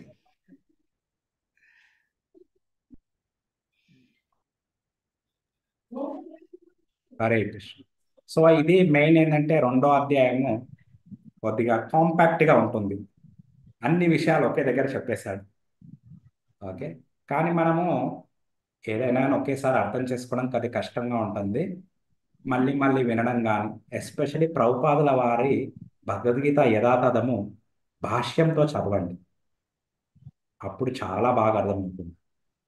ఇంకోటి విషయం ఏం చెప్పాలంటే, ఈ అధ్యాయంలో 6వ అధ్యాయం వరకు కృష్ణుడు డైరెక్ట్గా నాకు భక్తి చెయ్యని చెప్పడు. 7వ అధ్యాయం నుండి డైరెక్ట్ మా మా అంటాడు. ఇక్కడ ఏంటంటే ఇండైరెక్ట్గా చెప్తాడు అన్నమాట. ఆ ఇండైరెక్ట్గా చెప్పడం వల్ల అర్జునుడికి ఇంకా ప్రశ్నలు వస్తూ ఉంటాయి. దానివల్ల ఓకే అందరి ప్రశ్నలు కూడా సాల్వ్ అయిపోతాయి. ఓకే, మొత్తం సీక్రెట్ ముందే రివీల్ చేసేస్తే ఇంకా మళ్ళీ డౌట్స్ ఏముండవు. ఇది కొంతమందికి మిగతా క్వశ్చన్స్ ఇంకా 3rd 4th చాప్టర్ అవన్నీ ఏముండవు కదా. అందుకోసం కృష్ణుడు ఏంటంటే ఇక్కడ చెప్పాడు. కానీ మనకి ఆచార్యులు చెప్పినప్పుడు దీని అర్థము భక్తి అయ్యా అని చెప్తున్నారు. ఇప్పుడు ఫలాన్ని ఆశించకు అన్నారు, కోరికలు పెట్టుకోకు అన్నారు. అంటే అర్థం ఏంటి? మన కోసము కోరికలు పెట్టుకోవద్దు, మన కోసము ఫలాన్ని ఆశించొద్దు. చూడు, మనము వంట చేసినప్పుడు ఇంట్లో మాతాజీస్ ఉంటారు, వేరే వాళ్ళ రుచుల బట్టి వంట చేసినప్పుడు ఓకే వాళ్ళు తిని ఆనందించినప్పుడు దాంట్లో వచ్చే ఆనందము ఎక్కువగా ఉంటుంది. వాళ్ళు ఎల్లప్పటికీ చెప్తారు, ఆ రోజు నువ్వు వంట చేసావు చూడు, అది చాలా బాగుంది. కానీ మనం తిన్నామనుకోండి, అరగంట తర్వాత అది మర్చిపోతాం మన కోసం చేసుకుంది. కానీ ఎవరైతే అనుభవించారో వేరే వాళ్ళకి చేసింది, వాళ్ళు అనుభవించి వాళ్ళు ఎల్లప్పుడూ మనల్ని గుర్తుపెట్టుకుంటారు. ఏది మంచిది? సో దేని నుండి ఎక్కువ ఫలం వస్తుంది? స్వార్థం నుండా నిస్వార్థం నుండి? సో కృష్ణుడు ఇచ్చేది శాశ్వతమైన ఫలాలు. సో కోరిక ఉండొద్దు అంటున్నారు. కోరిక అంటే భౌతిక కోరికలు ఉండొద్దు, ఆధ్యాత్మిక కోరికలు ఉండాలి. ఓకే, సో అందుకోసము ఇక్కడ అదే అన్నమాట. ఇవి ఎలా తెలుస్తాయి మనకి? అంటే ఆచార్యుల భాష్యాల ద్వారా మనకు తెలుస్తుంది. సో మనిషికి డిజైర్స్ లేకుండా, కోరికలు లేకుండా ఎవరు ఉండలేరు. కానీ ఎలాంటి కోరికలు ఉన్నాయన్నది ఇంపార్టెంట్. సో అందుకోసము మనం ఎప్పుడైతే ఈ ఆధ్యాత్మికము, ఈ శాస్త్రాలు, వైదిక గురుకులాలలో చదవమో, ఈ మోడర్న్ ఎడ్యుకేషన్ తీసుకున్నప్పుడు స్వార్థం పెరిగిపోతూ ఉంటుందన్నమాట. అందుకోసము ఇప్పుడు మాకేందంటే మా చిన్నప్పుడు మాకు బెస్ట్ టైం అనిపించేది, ఇప్పుడు ఎక్కువ స్వార్థం ఉంది అని. మీకేమనిపించేది? మీ చిన్నప్పుడు మీకు బెస్ట్, అప్పుడు ఇంకా తక్కువ స్వార్థం ఉండే, ఎందుకంటే వైదికం ఎక్కువ ఉండే. సో అలా ప్రతి ఒక్కరికి మా గురువుగారు చెప్తారు, వాళ్ళ చిన్నప్పుడు ఎక్కువ చాలా మంచిగా అనిపిస్తుంది. ఎందుకంటే అవి బేసిక్ ఫౌండేషన్ అన్నమాట, అక్కడ నుండి పెరిగాం కాబట్టి. సో అవి చాలా మనకి ఇప్పుడు ఏంటంటే ఇప్పుడు మెయింటెనెన్స్ జోన్లో వెళ్తున్నాము. కానీ మెయింటెనెన్స్ జోన్లో ఏవైతే మనకి వాల్యూస్ ఉండేనో ఆ వాల్యూస్ ఇప్పుడు మెయింటైన్ అవ్వట్లేదు, మిగతా వాల్యూస్ వచ్చేస్తున్నాయి. అందుకోసం ఏంటంటే ఏంటి నేను అనుకున్నది ఏంటి, నేను నేను పెద్దగా అయింది ఎలా, ఏ వాల్యూస్తో పెద్దగా అయ్యానో ఆ వాల్యూస్ ఒకరు పాటించట్లేదని చిరాకు వస్తుంది మనకి ఇప్పుడు. అయ్యో కలియుగం వచ్చేసింది, ఘోర కలియుగం వచ్చేసింది అంటే ఎంత ముందుకు వెళ్తుంటే అలా కలియుగం పెరిగిపోతూనే ఉంటుంది. ఎలా అయితే ఈ మోడర్నైజేషన్ గ్లోబలైజేషన్ పెరుగుతూ ఉంటుందో ఓకే అలా ఇంకా పెరుగుతూ ఉంటుంది. సో కృష్ణుడు ఇవన్నీ చెప్పడం ద్వారా ఏంటంటే మళ్ళీ చెప్తున్నాడు ఓకే వీతరాగ భయక్రోధం. ఓకే మళ్ళీ ఏంటి, ఈ ద్వేషం పెట్టుకోకు, ఇవన్నీ ఉంటాయి. ఇది ఓకే ఇలా ఉన్నారని ఎక్కువ ద్వేషం పెట్టుకోకుండా మనం మన లక్ష్యం పైన ఫోకస్ చేసి ఇంకా యాక్చువల్గా అదే రియల్ ఏంటంటే అక్కడ ఆధ్యాత్మికం అంటే భగవద్ధామంలో పర్ఫెక్ట్ ఉంది, ఆ లక్ష్యం పెట్టుకుంది. హరే కృష్ణ. హరే కృష్ణ. స్వర్గం నుండి భూలోకానికి రాకుండా గోలోకానికి వెళ్ళాలి అంటే ఏమి చేయాలి, అలా వెళ్ళిన వారు ఎవరైనా ఉన్నారా? బేసికలీ ఏంటంటే స్వర్గంలో వెళ్ళిన తర్వాత అక్కడ ఎవరికి చెమటలు రావు, ఎంత ఎంజాయ్ చేయాలంటే అంత ఎంజాయ్ చేయొచ్చు. సో ఫుల్గా ఫెసిలిటీస్ ఉన్నప్పుడు మనము భగవద్ధామం వెళ్ళాలని భక్తి చేయాలని మనకు కోరికలు ఉండవు. అందుకోసం స్వర్గంలో ఉండి భక్తి చేయాలంటే కష్టం. యాజ్ సింపుల్ యాజ్ ఏంటంటే అమెరికాలో ఉండి భక్తి చేయాలంటే చాలా కష్టం, ఇండియాలో ఉండి భక్తి చేయాలంటే ఈజీ. అంతేనా కదా? అమెరికాలో అన్ని ఫెసిలిటీస్ ఎక్కువ ఉంటాయి, ఆ ఫెసిలిటీస్ మధ్యలో ఆ భోగాల మధ్యలో ఉండి భక్తి చేయాలంటే కష్టం. సో అందుకోసము ఈ భూలోకం ఏంటంటే ఇది ఒక హెలి హెలిప్యాడ్ లాంటిది అనమాట. సో ఇక్కడ నుండి ఇది జంక్షన్, ఇక్కడ నుండి భగవద్ధామం వెళ్ళడము చాలా తేలిక. మనకు ఎప్పుడైతే బాధలు వస్తూ ఉంటాయో భగవంతుల్ని గుర్తుపెట్టుకోవడం ఎక్కువ ఈజీ. కుంతి మహారాణి భాగవతంలో చెప్తుంది విపద శంతు. ఓకే సో నాకు ఇంకా విపదాలు ఇవ్వు, ఎన్ని విపదాలు వస్తే అంత నేను నిన్ను గుర్తుపెట్టుకుంటాను. అదే బెటర్. కృష్ణుడు ద్వారకాకి వెళ్ళేటప్పుడు శ్లోకాలు చెప్తుంది. అందుకోసం భాగవతంలో ఇవి ఈ శ్లోకాలన్నీ కుంతి మహారాణి స్తుతి చాలా అద్భుతం అన్నమాట. సో స్వర్గం నుండి వెళ్ళడం కష్టం ఎందుకంటే అంటే శాస్త్రాలు చెప్తుంది. మాతాజీ ఆ, క్షీణే పుణ్యే మత్యలోకం విశంతి, మళ్ళీ తిరిగి మళ్ళీ భూమి మీదకి వచ్చేయాలని ఆ పుణ్యం అయిపోతే ఎప్పుడైతే క్షీణం అయిపోయిందో మళ్ళీ తిరిగి మళ్ళీ భూమిలో పుట్టుక పునర్జన్మ మళ్ళీ వచ్చేస్తుంది అని కదా. అంటే స్వర్గలోకం అనేది మనకి అది ఇది కాదు, టెంపరీ అంతేనా, ఏదో సుఖాలు అనుభవించడమే తప్ప. సో శివ ప్రభు అంటారా భక్తి అంటే ఏమిటి, ఎలా చేయాలి ప్రభుజీ? సో భక్తి అంటే భగవంతుడి ప్రసన్నం కోసం చేసే సేవలు. సో భగవంతుడి 9వ అధ్యాయాలు చెప్తాడు పత్రం పుష్పం ఫలం తోయం. ఓకే భగవంతుడికి పత్రం కానీ ఏ పత్రం కానీ, వీలైతే తులసి పత్రం ఇవ్వండి, పుష్పం ఏ పువ్వు కానీ, ఫలం ఏ ఫలం కానీ, తోయం నీళ్లు కానీ, ఈ 4 ఏదన్నా ఒకటి దేవుడికి నైవేద్యంగా పెట్టేసి భక్తితో పెట్టేస్తే అదే భక్తి. అండ్ దాంతోపాటు దేవుడి నామస్మరణ చేయాలి. హరే కృష్ణ కృష్ణ కృష్ణ హరే హరే, హరే రామ రామ రామ హరే హరే. సో తారక బ్రహ్మ మంత్రం అంటారు కానీ కలియుగానికి ఇది మహామంత్రం. ఈ మంత్రము జపిస్తే ఎల్లప్పుడూ జపించి భగవంతుని గుర్తు చేసుకుంటే భగవద్ధామంకి వెళ్ళొచ్చు. ఇది చాలా తేలికగా భగవంతుడితో సంబంధము ఏర్పరచుకునే మార్గం అన్నమాట. సో భక్తులు అందుకోసము ప్రహ్లాదుడు కూడా అనే అంటాడు నారాయణ మంత్రం శ్రీమన్నారాయణ మంత్రం. ఇప్పుడు రామానుజాచార్యులు చూడండి, శంకరాచార్యులు చూడండి, ఓకే అందరూ ఆచార్యులు. భక్త రామదాసు చూడండి, తుకారాం చూడండి, అన్నమాచార్యులు చూడండి, వచ్చేసి ఈ సంకీర్తనాలే చెప్పిపోయారు కదా. భగవంతుడి నామాలు జపించాలి. సంకీర్తనాలు 2 ఉంటాయి, సంకీర్తనము అందరం కలిసి కీర్తనాలు చేయడము, భగవంతుని కీర్తించడము, మనము ఒంటరిగా జపం చేయడం. వీటి గురించి ముందుగా ఇంకా డీటెయిల్గా చర్చించుకుందాం, అంటే జస్ట్ పద్ధతుల గురించి. హరే కృష్ణ. మెల్లిమెల్లిగా భక్తులు అందరూ ప్రశ్నలు పెంచుతున్నారు. ప్రభుజీ 2 నిమిషాలు టైం ఉందా? చెప్పండి ప్రభుజీ. ఇది ప్రశ్న కాదు, నా యొక్క అనుభవం మీతో షేర్ చేసుకుందామని. హరే నేను కృష్ణ. బొంబాయిలో ఉంటాను. ఆ, బొంబాయి ఇస్కాన్ టెంపుల్లో వెళ్ళాను ఒకసారి. ఆ. అప్పుడు కొన్న పుస్తకం ఇది. ఓ జై జై. అది ఇంట్లో ఉంచుకున్నాను. తర్వాత మరొకసారి వెళ్ళాను. వెళ్తే అదే కౌంటర్ లో ఇంకొక ఫారినర్ కూర్చున్నారు, పుస్తకాలు అమ్ముతున్నారు. ఓకే. ఆయన అడిగారు, do want to take one అంటే ఐ ఆల్రెడీ గాట్ వన్ అని చెప్పాను. అంటే no you can gift for I have got in Telugu అని చెప్పాను. You can take in English అన్నాడు ఆయన.